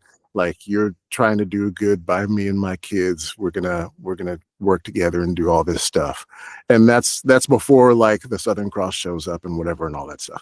But like, so I'd say that was probably the main part of his arc throughout. That is like, coming to accept like when Amuro shows up and then brings the military with him, and it's like, okay, everything's rolling back to me and I have to take accountability for what I've done. And then like he gets into the fight, takes out his old unit, and then goes back to retire finally after everything is gone. He's let go of his Zaku and like everything else is gone.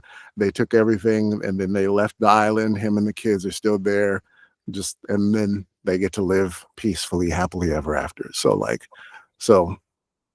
just doing all that stuff. I don't think there was like one exact scene or line. It was just that whole different, like the whole change throughout, like when Amuro first gets there, get out of here, I hate you, to like, okay, you still need to eat, come get something to eat, come hang out with kids, give them some pants, whatever. And then, okay, hey, come help me do this thing so we can get this water pump going and get all this stuff going back.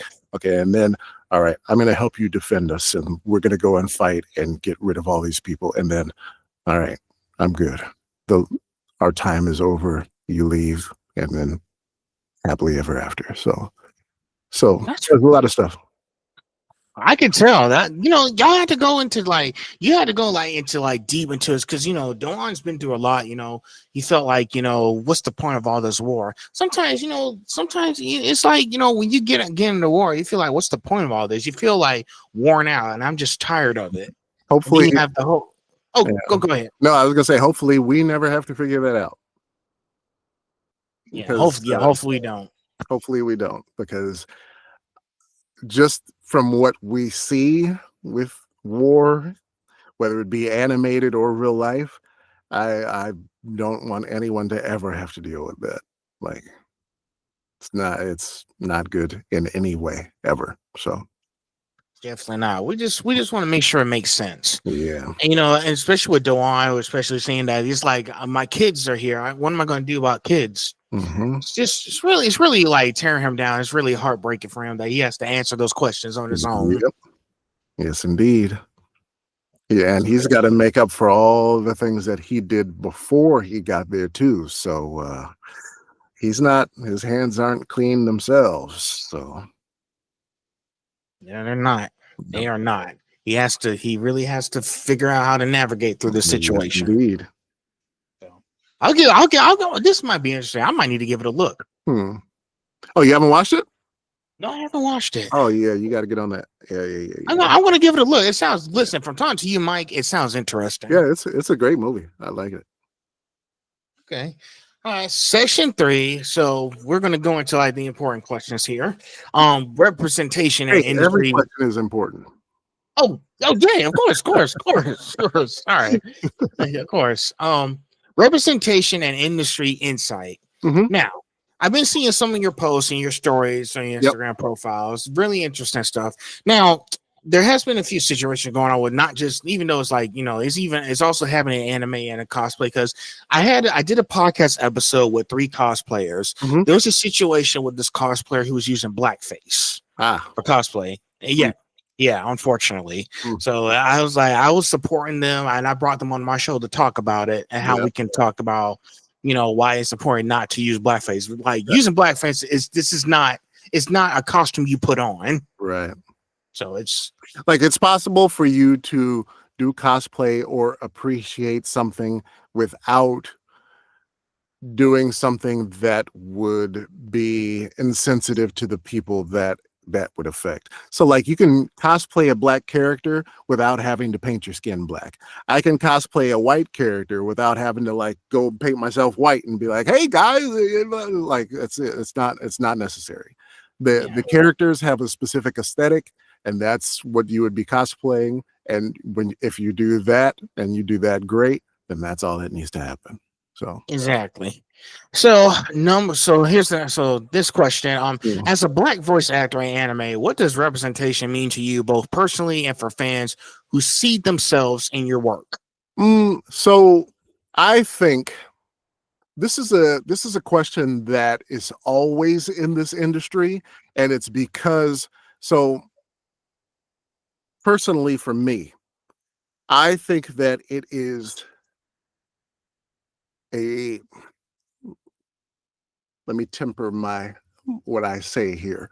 I think that it is very unfortunate that all of our media and our anime, animation, movies, all this stuff, there's still, when it comes to like black characters or just POCs in general, it's always like 1 to like 20. There's like 20 generic like white guy characters, and then that one POC character over there that does, he might get a line or two or something. And that's still the majority of the industry. It's getting better, and I love that. And it's great that there's more characters that represent different peoples that are being created in our fiction now. That's great. It's awesome. But like, man, up until like now, man, it's been slim pickings. I literally got an audition one time a few years back, and it's like there's 20 characters in this video game that's coming out. It's 19 white dudes, and 1 person of color could be any. And you're like, well, why could it be any? Why is there a reason for this character to be like this? Is there a reason that all these 19 characters have to not be a person of color? Like what's the purpose? Is that built into what the character is doing or where they're from, or is it important to the story? No, then why do we have to assign a race to them at all? Why can't we just there's 19 dudes, please go audition, and then we do it that way? but it doesn't work like that, unfortunately. I don't know what the logistics are or how to fix that. I have ideas on how to fix it, but it's never going to be anything that's going to please everyone. But long story short, like representation is getting a lot better just from like I've only been in the industry for 5 years, like I said, and it's getting better from just this 5 years that I've seen, but it could still be a lot better. Still be a lot better. Yeah, and like my person said in the last episode, there's been a lot of people are just dragging their feet, trying to come on, get with the program. It's really unfortunate. There's always gonna be bad actors that are just like, no, I don't want XYZ. And you still hear that a lot from just the community. Like, oh, why is this character being played by a black person? Oh, I don't like. And you're like, what does that have to do with anything? So stuff like that still happens all the time. We still deal with that. But that's like the same thing as like negativity on a YouTube post. There's always going to be those people, and you can't let those people be the ones that control your feelings or the way the industry is going. So it's just something that we have to, work around and not take to heart. And, we're moving the industry forward. The industry is moving forward with or without their acceptance. So there is one thing I want to say because I've been thinking about it while you're speaking. Yep. I was listening to what you're saying. I agree. There was something that actually came out when I spoke to Brandon Loera. There's a lot of Hispanic people. We actually talked about a situation with Zeno Robinson. I think you're familiar with him. Of course. They were saying some nasty things about him, saying like he wasn't black enough for this character. Oh. And then Gotcha Kutsa or something. The community was? Yeah, that's what they were saying. Like he wasn't black enough for this character. And I was like, yeah, the community always has something to say about it. And unfortunately, it's still something that I don't like to give airtime to that nonsense because there's still a lot of it because people keep giving airtime to it. I'm like, hey, just let those trolls talk over there. Stop feeding them. Let's move on. Because they're going to keep digging a hole for themselves. They're going to keep doing it. Yeah, it's going to keep happening. Unfortunately, with the state of the world right now, they get a pat on the back for doing it. So, we just have to ignore them, move on. We're going to keep doing our own thing. Because like I said before, it doesn't matter. Like, listen, I don't care who it is as long as the show comes out great. Yep. It's got to stop. And I don't pay attention to them because they're just doing it for attention. So, because with Zeno Robinson, he was Hawks in My Hero Academia. Mm-hmm. He was a white man. You got, AJ Beckles, who's Okaran. So the whole anime thing is there have always been anime has always been strange because it's all every character is supposed to be Japanese according to the creators. So okay, Hawks is not a white dude. Hawks is a Japanese dude. So are we okay with white dudes playing Japanese dudes, but not black dudes? What? So we can go into this rabbit hole. We can dig this forever. We can talk about it all the time, or we can do these jobs to the best of our ability. Make sure that we in real life are giving, representation to people that exist in the industry. And that's the best we can do. So until everything that comes out has the exact representation percentage of different colored peoples in the shows or whatnot, then that's not going to happen. And we can only do the best we can do with these creatives and these properties. So that's something that can be talked about ad nauseum, but it's not something that's going to change. We're going to keep voicing the white people are going to keep voicing Japanese characters, so are black people, because we're not a completely ethnically Japanese country. So in order to make things English, we got to have a little leeway to do what we need to do. So I don't know if that's ever going to change, but one thing I always tell people, and they like what I say, peace and love over hatred. I mean, that's easy. It should be that simple. Yep. Yeah, it just, when I saw you coming on, I thought I might want to bring this section up Oh to yeah. you and to have because I know this is a real life Yeah. question, and there's Yeah, been I talk so to a lot much. of people about that stuff because like there's a lot to talk about with it. You could get really deep with it. You can talk about different sections of it. Like if you're online at all, people are harassing someone show every 5 minutes of the day, and it's ridiculous. And but like it's a huge thing that people still talk about. We still have come no closer to like equity in the creative industry and spaces. And I mean, I don't know, like we're doing better. Like I said, even since I started doing voice actor, it's getting better and better. So like that's all we can do. Just keep improving. That's all we can do. Just keep Yep. just keep it pushing. Next one. Have you noticed any positive shifts in diversity with the voice acting world since you first started? Oh yeah. Okay. Yeah, for sure. Like I was saying, like we get like lots of voice actors that do lots of various characters and stuff like that. But also we're seeing like lots more just varied characters in general. Like people are talking about Gachiakta right now because like, oh my god, there's like 3 or 4 black characters in it. Oh my god, that's crazy. Oh, there's a black anime coming out. There's black manga being made. There's a black anime studio in Japan right now. Like just stuff like that is like that's I mean, 5 years ago, that was crazy. None of that would happen. What do you mean? We don't want that. Yeah, but now it's like it's growing and growing, and like even like Brazil is doing stuff with anime and making stuff, and like the Philippines and like Southeast Asia are making their own anime.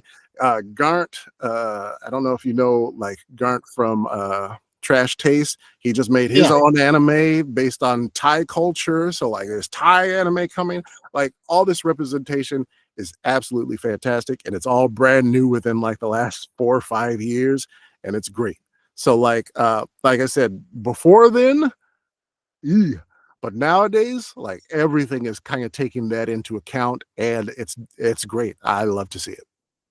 And what I like most is that, as us as black creators, we always find ways to make amazing stuff for people to see. I'm Course. sure, like I said, no matter what people say to you, y'all keep doing what makes you happy and keep putting the magic out there. Yeah, that I think the important thing is to have more people of different backgrounds just be out there, just be seen, just be out doing the thing so that people can see, oh yeah, X people can do this thing, or Y people are in this world and they're just like everyone else. So like that's the big important thing. Like, going up until now, yeah, there've been a lot of like blocks for things like that to happen, but all those are coming down. Like, I mean, even if you know Dave Fenoy, like he talks all the time about like, man, 20 years ago he would go in for a job and they'd be like, no, we can't have a black guy selling XYZ. Like, it is a black dude, we don't want that. So they would fire him from the job that he auditioned for and got. But nowadays it's like, man, we're working, we are doing everything, and it's great. So like, are things better? Absolutely. Even from when I started, things are better. So like, and they just keep getting better and better, and we just wanted to keep going. So Hey, some direction is better than no direction. absolutely.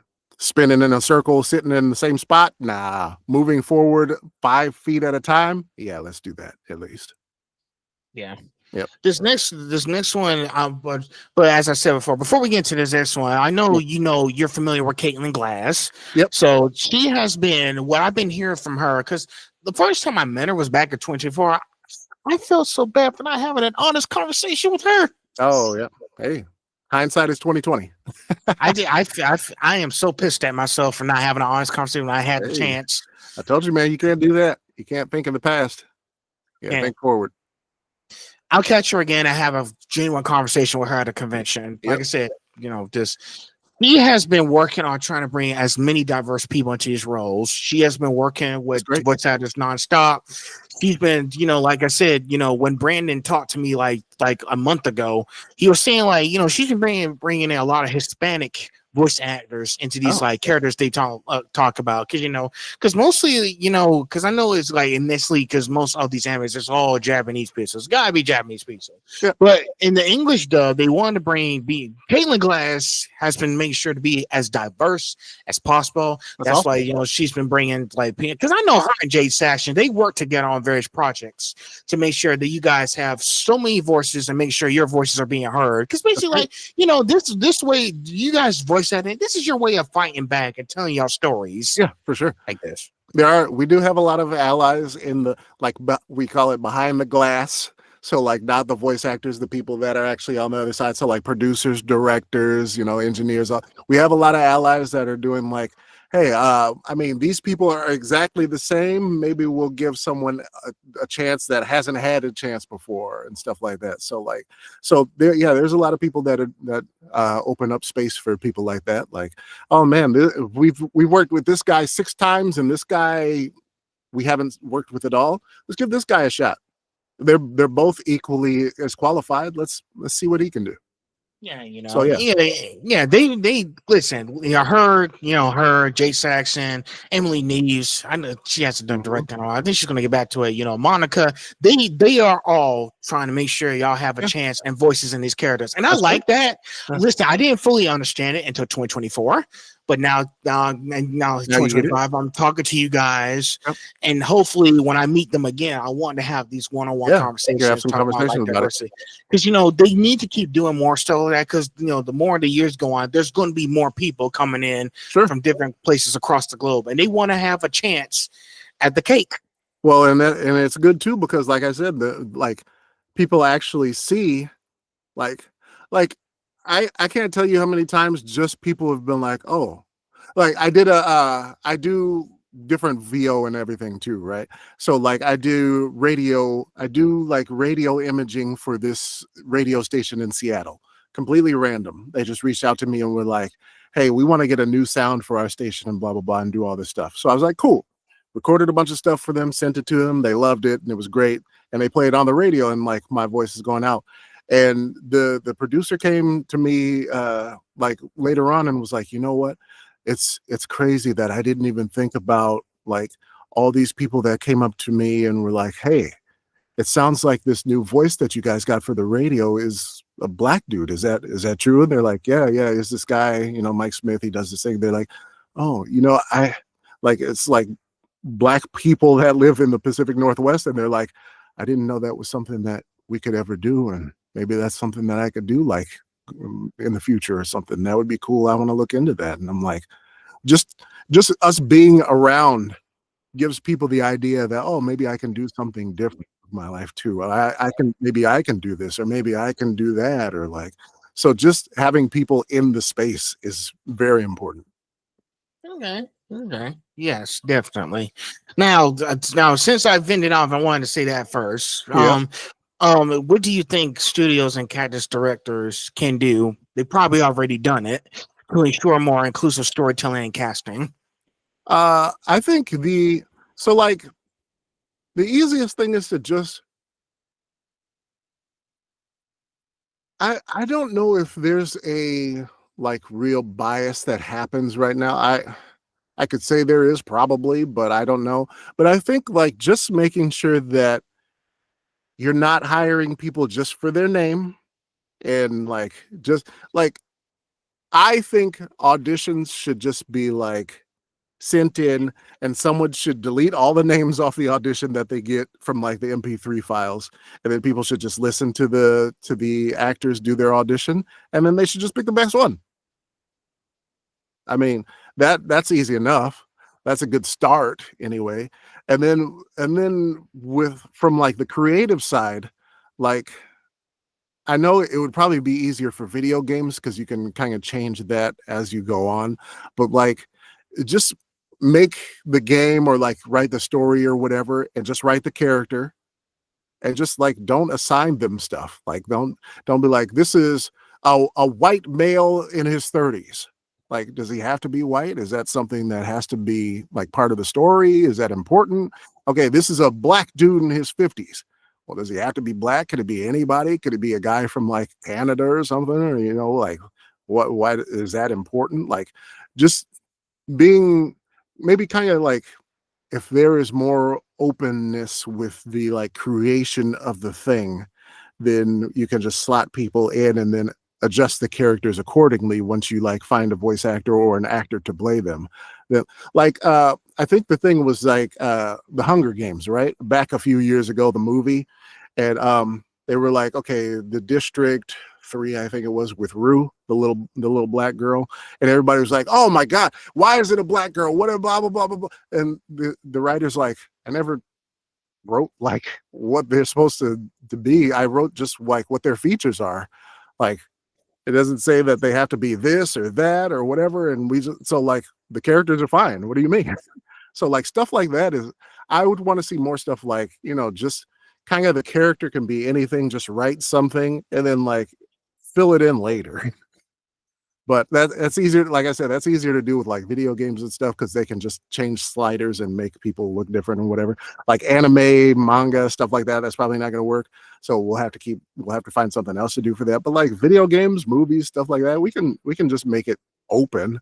And then like when you find the right person and hire them, then you can kind of adjust it that way. So I don't know. That's just a thought that I have. I don't know if that would work, but it's okay. And like I said, they probably, like I said before, Caitlin Glass and other directors, they probably already figured that part out. Yeah, I'm sure they're on it. Yeah, whoever's doing that. That's why I said that's why I said at the beginning of questions, they probably already figured it out. Yeah, I'm sure they got it. Yeah, I'm like, they pay smarter people than me to think of that stuff. So I'm like, all right, yeah, go ahead and handle that. Y'all handle that. Yeah. Yeah. So I was like, let me just ask them just to be sure. Yeah. So but it doesn't hurt to double check. Yeah. Like everybody's got an idea. So again, I just want to pick your brains and see what you guys think. Mm-hmm. You get the feeling. I think all the voice actors know what I'm doing. He just wants to pick your brains. Yeah, of course. Yeah, these are conversations we should be having as creatives, like as creative people, like making sure that we can get the best people and like the most people into these things. So, yeah. All right.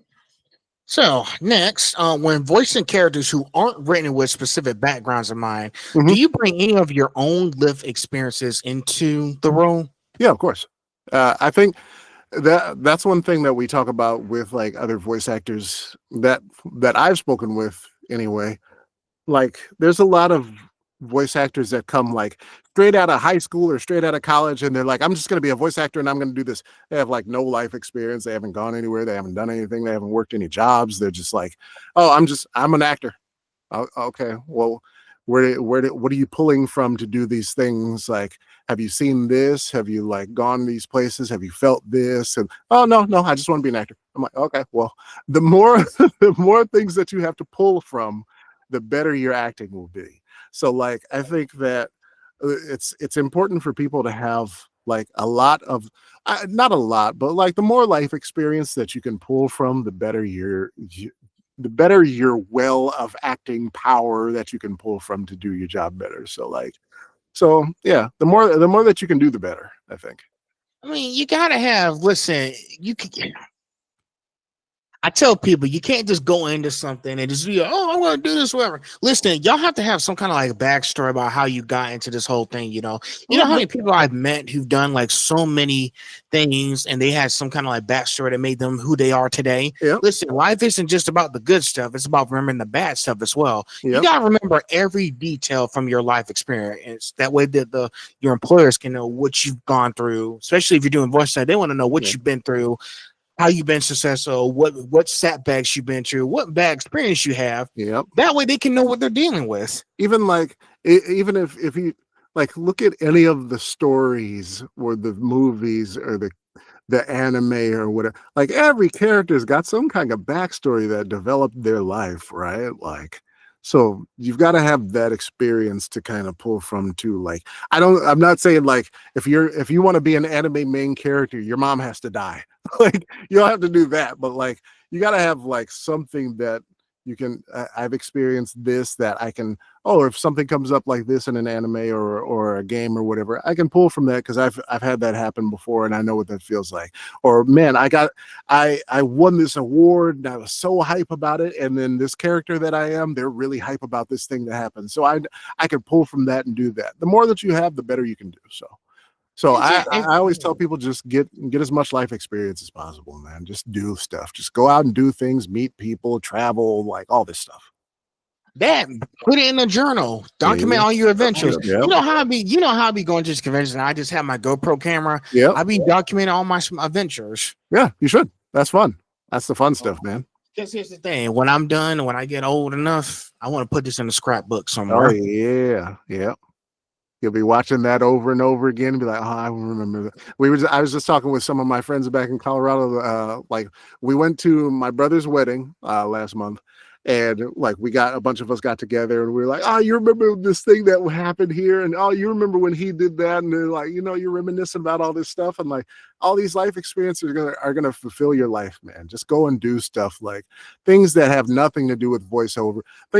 If you want to be an actor, go do stuff that has nothing to do with acting, man. Go like climb something or like travel somewhere. Go row a boat or like, I don't know, like just go do stuff. Go get some experience and then come back and be like, oh, I have this stuff to think about now too. Life is about the journey, not the destination. Correct. And listen, I do be enjoying the small moments of life. I know podcasting and talking to people is good and all, and go to the adventures is fun, but listen, every Friday, and yes, tomorrow, I do go out for ice cream. You should. Hey, that's great. Last week I had Marble Slab. The week before I had Ben and Jerry's. That's good. What I like doing is do you know what dim sum is? Like the Chinese food? Yeah. I love dim sum. So around this area that we live in, there's a bunch of dim sum restaurants. So like every week I go to a new one. And I'm trying to find the one that I'm like, oh, this is the best one. So I'm like, I just go to like new dim sum restaurants. I love doing that. And so dim sum and like Japanese ramen restaurants. I like trying all of them and see which one's different. That has nothing to do with acting. I just want to, I want to do this. This is fun. I get to meet new people, like talk to these people. Oh, yeah, hey, which one do you think is the best one? And blah, blah, blah, blah, blah. Like your life can't be this thing all the time, nonstop, only. You'll go crazy, man. I think it's crazy. Some people might love it. I don't know. To each their own. Yeah, tomorrow, like I said, it's not fulfilling. Like it's never fulfilling. Like if I keep doing this, it's like watching Soul. Like Joe Garner does The Gig, if you remember Soul, Pixar. Mm-hmm. But it's not, Dorothea Williams said something that really caught my attention. Yeah. I once heard the story about a fish. He swims up to this older fish and said, I'm looking for this place called the ocean. The ocean says the older fish. That's what you're in right now. No, this is the young fish. This is just water. Yep. What I want is the ocean. You're already there. We just have to recognize the water. Yep. I like that movie, man. That movie's another movie that's just blue blobby man doing stuff. No, it's got some stuff to say, man. That movie's got a lot to say. Exactly. There you go, man. I want to watch that film again. It was it was good. It's a good movie. It was good. Now I did cry once because I was like, "That's what it's all about, just living." Yep. When he played the piano with 22, he was like, "Hey, that's not really a purpose 22. Those really aren't purposes 22. That's just regular old living." Yeah, that's just life, man. It's supposed to be just a little part of it, not all of it. Exactly. Mm-hmm. Yeah, tomorrow I'm gonna try Cold Stone Creamery. Why not? Cold Stone's dope. Yep. So I haven't had it in a while. I want to feel like what I missed. Yeah, Cold Stone's really every Friday I try to find some good ice cream shops or something we just went to this milkshake shop that's down here. I can't remember what it was called, but man, it was good, man. And I was like, ooh, I might be on the ice cream trip too, but I'm a little big. I need to stay off the ice cream. I need to chill out on the ice cream right now. It's okay. It's okay. Just staying active. I've been trying to get back to the gym. Listen, also every Sunday I go running. Oh, good. Yeah. Yeah. Because thing is, I go to a place called Tribute Park. It's a big park, big river and everything. I just go there like every weekend just to get away from everything. Oh yeah. Get some you time. Let the brain relax. Get rid of some of that stress. Yeah. So and it does help because I've been through a lot every week, and I just want to get away from everything. Of course. Yeah, you need to. So otherwise, it's going to be stressful. It will be, yes. Don't let that stress kill you early. No, Yeah. definitely not. Well, we're at the end. We're almost at the end here. So Yep. section four. Let's see. Life, general, and advice. Yep. So, what's a lesson or mantra that's carried you through both your career and your personal life? I think I've been saying it this whole time, man. Just like you try everything you can, do everything you can. Just like if you want to do something, go do it. If you want to try something, try it. Don't let anything. Don't let yourself just be like, no, I can't, and then just not do something. Like try it, man. Go try and do things. Go look at new things. Go visit new places. Go talk to new people. Go eat new stuff. Like these experiences are so much more important than like, oh, I can go and buy a Lamborghini, man. Oh, I got this. Oh, I bought 3 Teslas last week. Oh man, I'm dope. Like that's not, man. Use that money to go and live and experience life, man. Go feel things. Go eat things. Go talk to people. Like get their experience and hear about their stories and add that to your story. And like there's so much. Like life is about living. Like it's like I always say it's like some people are alive but they ain't living. And like that was off some old lyric I got like years ago. But like some people are. There's just like. I wake up, I go to work, I eat, I go to sleep. I wake up, I go to work, I eat, I go to sleep. Life has got to be more, man. There's got to be more than that. You got to live. Got to. You have to live. Otherwise, you're just stuck in the same loophole endlessly. Even if you're not stuck in the same loop, like there's so much to do. There's so much to do, so much to see, so many things that can make you like incredibly happy, so many things that can make you sad too. Like you can get hurt, you can be brought to like extreme joy, like you can have fun doing stuff. You can hate this thing, you can eat something that's gross, you can eat something you love, and I'm gonna eat this every day for the rest of my life. Like you would never know if you're just go to sleep, wake up, go to work, eat, sleep, wake up, go to work, like no, you can't do that. You can't. It's got to be more than just that. You can't do that. You can't do it. Like live life, man. Live life, go places. Like my next thing is like I've been putting it off forever. My next thing, I want to go to Machu Picchu. You know where that is? In Peru. The ancient city that's on top of the mountain. Yes. Yeah, I've been wanting to do that forever. I keep putting it off. Next year I'm doing it. I'm like, I'm tired of playing. I'm going. But like, I gotta go. Go ahead. I gotta go. Yeah, do it, man. Listen, I have plans to go to Japan soon because I haven't been there. My parents only went because my mom had a conference in 2008, so I couldn't. Yeah, I couldn't go. I couldn't go at all. The only place we went to was Mexico 2 times. Oh, last time we went to Mexico this year. Wait! You only went to Mexico 2 times? You went to Mexico twice? What do you mean only? That's dope. I want to go to Mexico. I ain't been there yet. Cancun, Mexico. That's where it is. That's dope. Yeah. I haven't been to Cancun.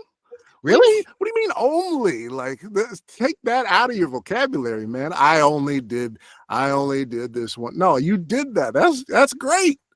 Like, enjoy that. That's a notch in your life belt. Yeah, because we went in 2016. Nice. 9 years later, we went this year. Nice. So you went to like a resort thing. You got yes, all you can eat, drink, and swim. You're out on the beach. Yeah, man, that's dope. I want to do that too. I didn't do too much. Hey. So I drank a little bit, but I didn't drink any alcohol stuff. Okay, maybe I did, but not like any shots. I didn't drink. Well, maybe I did. You know how hard it's gonna be hard to like hold your liquor with all that stuff. It's crazy. Yeah, you caught yourself though. You was like, I didn't drink. I did. Yeah. Dude, I do have plans to travel more often Do next it, year. man. I want to go. I want to go to more conventions. I want to go out of the country for a few months. Do it. Traveling is my thing, man. I used I to live have in plan- Japan. Really? Yeah, I Wow. loved it. I loved it. I lived I in have. Japan. I've been to Hong Kong, lived in Albania and Eastern Europe, been to Germany, the UK. I just came back from the UK in June. Just go live life, my guy. I got plans. I got plans to go to Singapore. I would love to. I was just watching something on Singapore. I keep getting sidetracked, but yeah, I'm like, man, I want to go to Singapore so bad, man. That'd be dope. I believe I will. The way I've been saving my money, because I have been saving money. Listen, I told myself when I turn 25, Yeah, I want to start saving money. make it happen. So, Make it happen. Say, put your goal, what you need to do to hit, and then you're gonna go and do this thing. And then when you go do that, all right, you come back home. All right, next goal. All right, I'm gonna go do this one next. This is what I need to hit, and then I'm gonna go do that, and then go make the next one. Even if it's like, man, I'm gonna go spend a weekend in LA. Do that. Why not? just like I said, just if I got nothing to do, I just let the money sit. I just let the money sit there. Yep, don't do it. Like life is hard enough as it is. You don't need to make it worse. Make it better. Do better things with it. Of course. Yeah. You know I'm on that. Yep. So next question: how do you deal with rejection or creative burnout in a performance-driven industry? It's hard because, like I said, I come from government work. That was my whole life. Like, government is like, okay, I need you to get this certification, and you go get this certification, and then that means that you can do this job, so you can get this job, and then it's just like, this thing happens, and this thing happens, then this thing happens. In a creative industry, it's like, okay, there's no certifications here. I can't go get certified for voice acting and then go to like I don't know, Crunchyroll and be like, okay, give me main characters, please. Like that's not how this industry works. So it's like it was hard for me to come to the understanding of like, oh, everything is subjective in this industry. Everything is like, oh, I like this, I feel this, I hear this, and not like, oh, I check this box, give me a job. That's not how this works. So like coming to understand that and being like, okay, I get how this industry works now. It's still like, for me, I'm still like, okay, if I'm not getting the jobs that I want, then I'm doing something wrong. So I need to go train more. So I'm like, I'm always in a class or I'm always with a coach doing something, because I'm like, okay, I want to do these things. What do I need? What am I missing to do these things that I want to do right now? So I'm always trying to learn more. So that's how I kind of deal with my rejection or like not being selected for stuff. I'm like, oh, I didn't get picked for that. All right, that means I got to go train more. I gotta go get more under my belt and figure out what I'm missing. So like, it's good. It can be motivational if you let it like that, like with me, or it could be like, some people will be like, oh, I didn't get picked. I suck and I'm gonna stop doing this. Like when I first started this, I almost quit. Like a year and a half, 2 years in, I was like, oh, I'm doing auditions and I'm only getting maybe 1 out of 20. Like I was like, oh yeah, this isn't working. So I got to quit and go find a job. And some of my friends were like, no, man, you've only been doing it 2 years. It takes a while. This is not the government. Like this doesn't work the same. You got to do this and this and this. You got to build up these connections. You got to build up your acting ability. You got to do all these things. And then you'll start getting those things. And I was like, nah. But I stuck with it. They talked me into sticking with it. And now I'm like, everyone was right. So now I'm like, so yeah, now I know, but it's hard. It's hard, man. Listen, it's the same thing with me. You gotta walk before you can run. Yep, absolutely. You gotta walk before you run. Did you think that when I start this podcast, I'll be blowing up right away that quickly? Who knows? No, it's gonna take time. I mean, I've been getting a lot of attention. That's good. Sure, it's still something, but I want to make sure that I'm doing my part to make sure you guys enjoy these conversations that I've been having. Of course. Because lately, I thought when I should do this, I was like, this is gonna take time. Start something new. it's blown up lately, and it's now that I'm like 34 episodes in. It's like, oh my gosh, Yeah. I'm trying to stay busy. Like, I don't care what they say. Like as long as you keep the momentum going, like all the stuff that you're doing, and like I think so. Like my you didn't ask for my advice, but I'm gonna give you my thoughts on this whole podcasting thing. I see lots of Sure. people. I see people that do this all the time, and they're just like, no one innovates. No one does anything different. Everyone comes on, asks a voice actor the same questions, and then says thank you, and then goes to the next one, and then asks the next voice actor all the same questions, and then says thank you, and then goes to the next one and asks the next voice actor all the same. I'm like, dude, there's gotta be something different. Why am I gonna watch you over the 80,000 other people that are interviewing voice actors? What, like with auditions, like we were talking about earlier, like how are you gonna, if 500 people audition, 450 people are going to do the same. Hi, my name's Tochi. Hi, my name's Tochi. Hi, my name's Tochi. Hi, you can't, don't be that dude. Don't be that dude. Find out what's going to make yours be like, oh, we got to go to watch this podcast because this is, he asks great questions. Like, look at, have you ever watched Hot Ones? Yes. Yeah. Have you ever heard a celebrity like, God, I hate interviews, but Sean, you are such a good interviewer. You ask such great questions, and oh man, this is such a fun format. Like, just think of what would make you Hot Ones of anime or voice acting interviewers. What's going to make you the hot ones? What's going to make you stand out to do your thing? Don't do the same thing every other podcast interviewer is doing.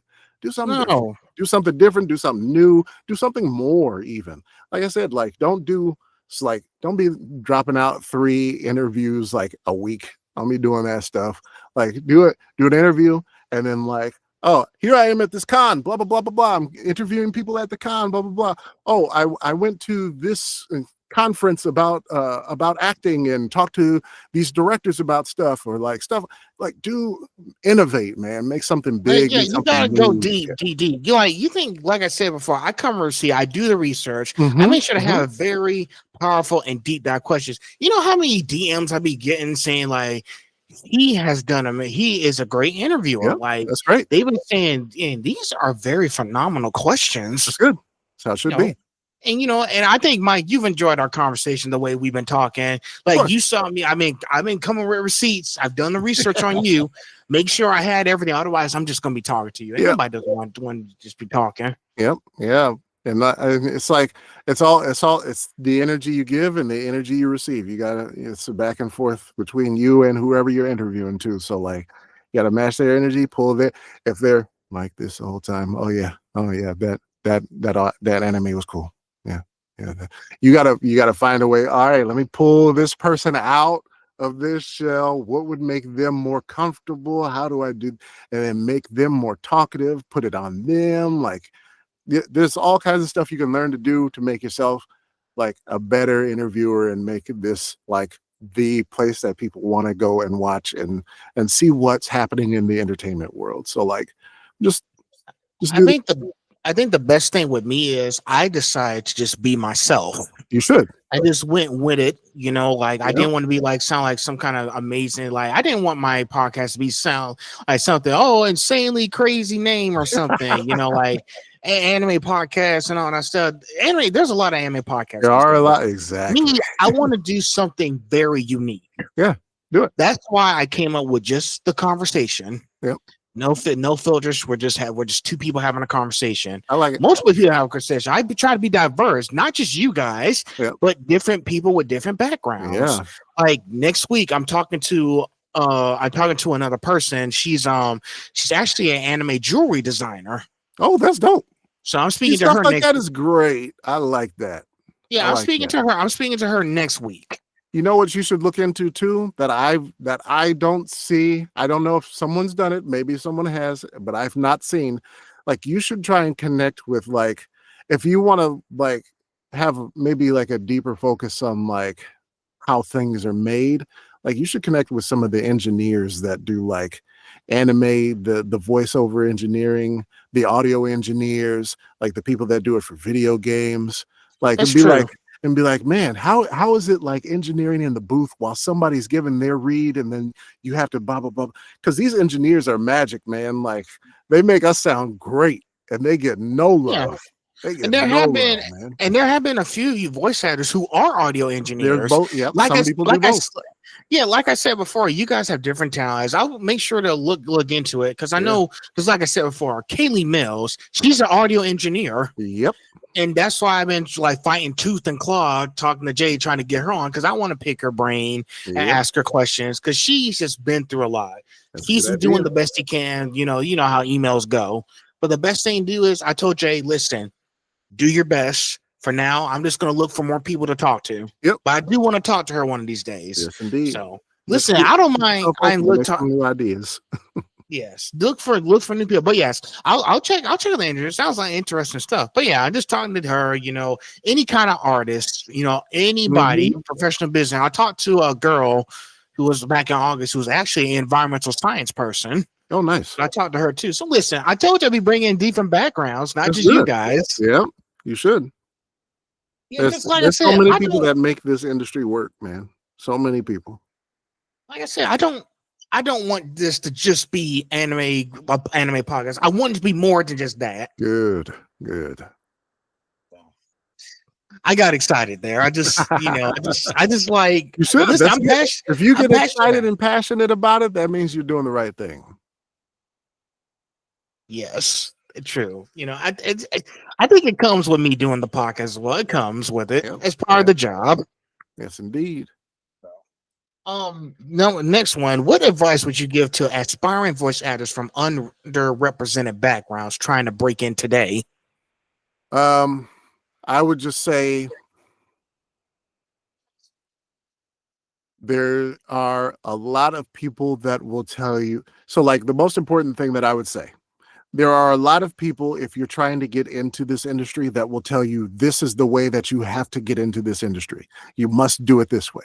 If you hear someone tell you there is an absolute one way, must do it this way to do this and get into voice acting, get away from them immediately.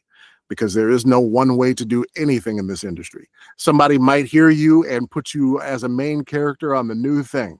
Somebody might hear you and they want nothing to do with you. But there is no one way to do anything in this industry. There are better ways that will work more often than not. But if somebody tells you, oh, you have to do this, you have to do this, you have to do this, you have to do this, you have to do them all in that order. And if you don't, then you're not going to, hey, stay away from those people. There's no one way to do this. If you want to get into the industry, and even like you said, from underrepresented like people or whatnot, nothing to do with it. Like I said, it's all that's getting better now. Don't even think about that at the moment. Like, just if you want to get into, at least for voice acting anyway, go to iwannabeavoiceactor.com, read that up, do what it says to do. And then if you have questions, reach out to a voice actor doing the thing and ask them whatever question you have to get clarification. But there is no one way to do this. If someone says there is, and you can only do it this way, don't talk to them. Thank them for their input. Move on. Definitely. And listen, every time those people they be saying stuff that's not true, and that's why I be telling you, got to do the research on your You own. have to do the research. You have to, because there are people that are out there that'll be like, "Oh, you have to do it this way."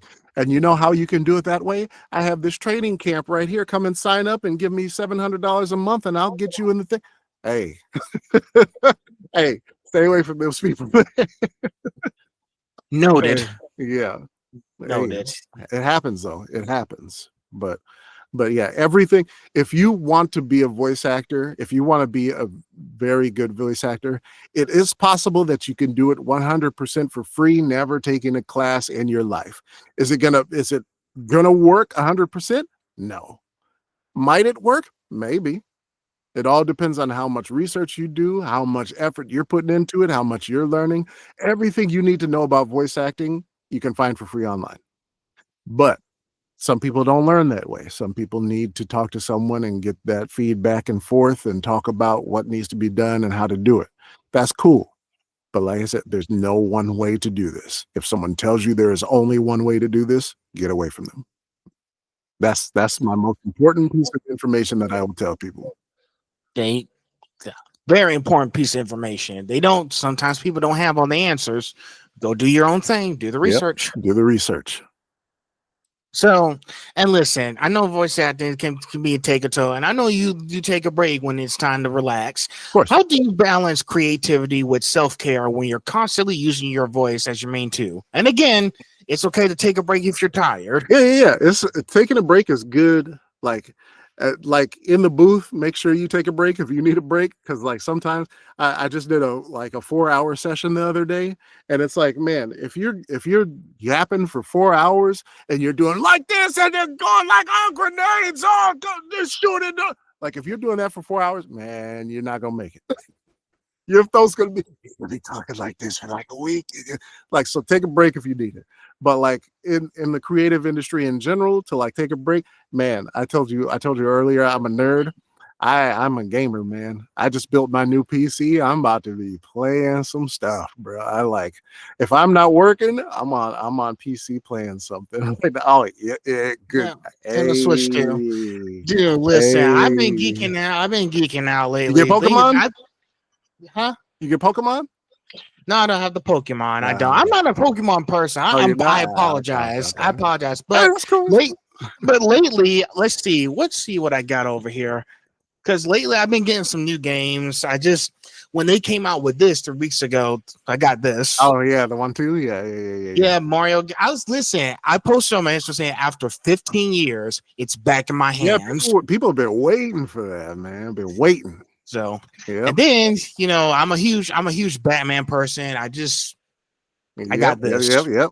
The Arkham trilogy. Of course. Listen, I had to get it because I also pre-ordered the Batman Arkham City pop figure from GameStop. Oh, nice. Because I was like, listen, I have the Arkham Asylum Batman in my room. The one that I got from St. Augustine. It was Mythical Mountain. It was like the 10th anniversary pack. Oh yeah. Then I also got the Arkham Asylum Batman like pop figure with the poster in the back for Arkham Asylum. Yep. Because here's the thing, my aunt gave me a GameStop card, so I got that for Christmas. So I spent my money getting another pop figure. Yeah. And then I got the Arkham Knight pop figure too when I was in college. I also got the Arkham Knight a Batmobile from Jada Toys off of Amazon this year. Oh. So I was like, the only reason why I ordered the Batman. Huh? You ready for that new Lego Batman? Yes. I'm putting that on Nintendo Switch too. I'm not putting it on the Xbox now. No Xbox.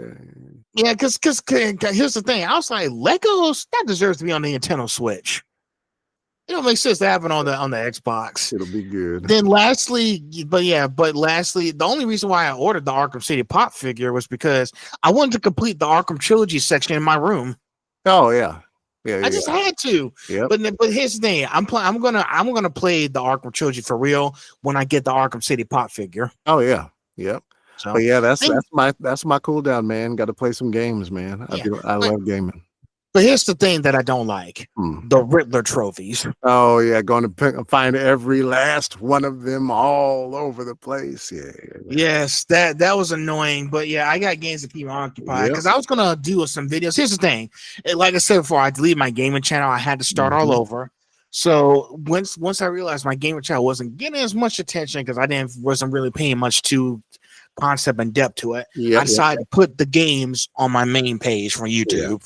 Phil Coop Productions, which makes sense. Productions, you can do anything with that. Yes, so I decided to transfer my games, decide to delete and start over on the other on my main page since I started. I like it. So it works. Like, do you know how many creators who do that kind of stuff? That they do like a lot of stuff. They interview people, they talk to people, saying they're nerds, blurs, and then they put video game walkthroughs on the same page. Yep. Same stuff. Yeah, you gotta whatever you're doing, just do it well. Because after I finished the whole Left 4 Dead series, I was gonna try to play Luigi's Mansion 3. They're adding Luigi's Mansion into Nintendo Switch now. The first one. Yeah, the first one. Yeah. I was like, so they're gonna have the whole trilogy on here. Yeah. So I can't wait to play that game. I couldn't beat the whole game because it was my cousin's GameCube. I couldn't use it when I was young. Oh So now I yeah, get a chance to play it myself. But yep, listen, the more games to get, the more content I can video game walkthroughs I need. I need to get back to playing Marvel Rivals because I haven't played that game in a while. yep. I've Get been some missing out, games Mike. on there. Hey, Hey, they got gotta get some Blade in the games on there, game man. now. Yep, They got Blade in there now. I was like, I need to get back to that game. get on it. So again, I'm in my venting sessions again. Every time I get passionate, I start venting, man. Oh, you should. I mean, it means you care. Listen, even all the previous interviews are like, please, no, let your no vent, man, let your fire blaze. Rain Goku Yes. this. Mhm. So it's just me. I guess I have a talent for doing that. That's good.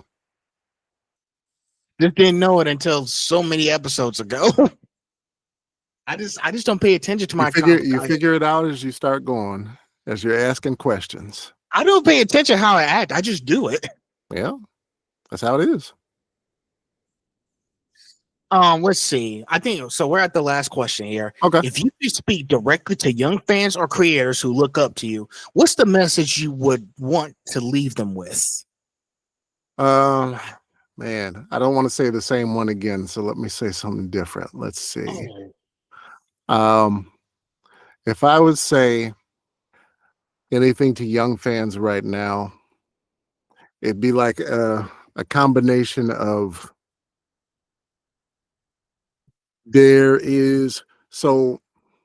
older folks think that you have to do XYZ, you have to have this kind of job, you have to do the world is different.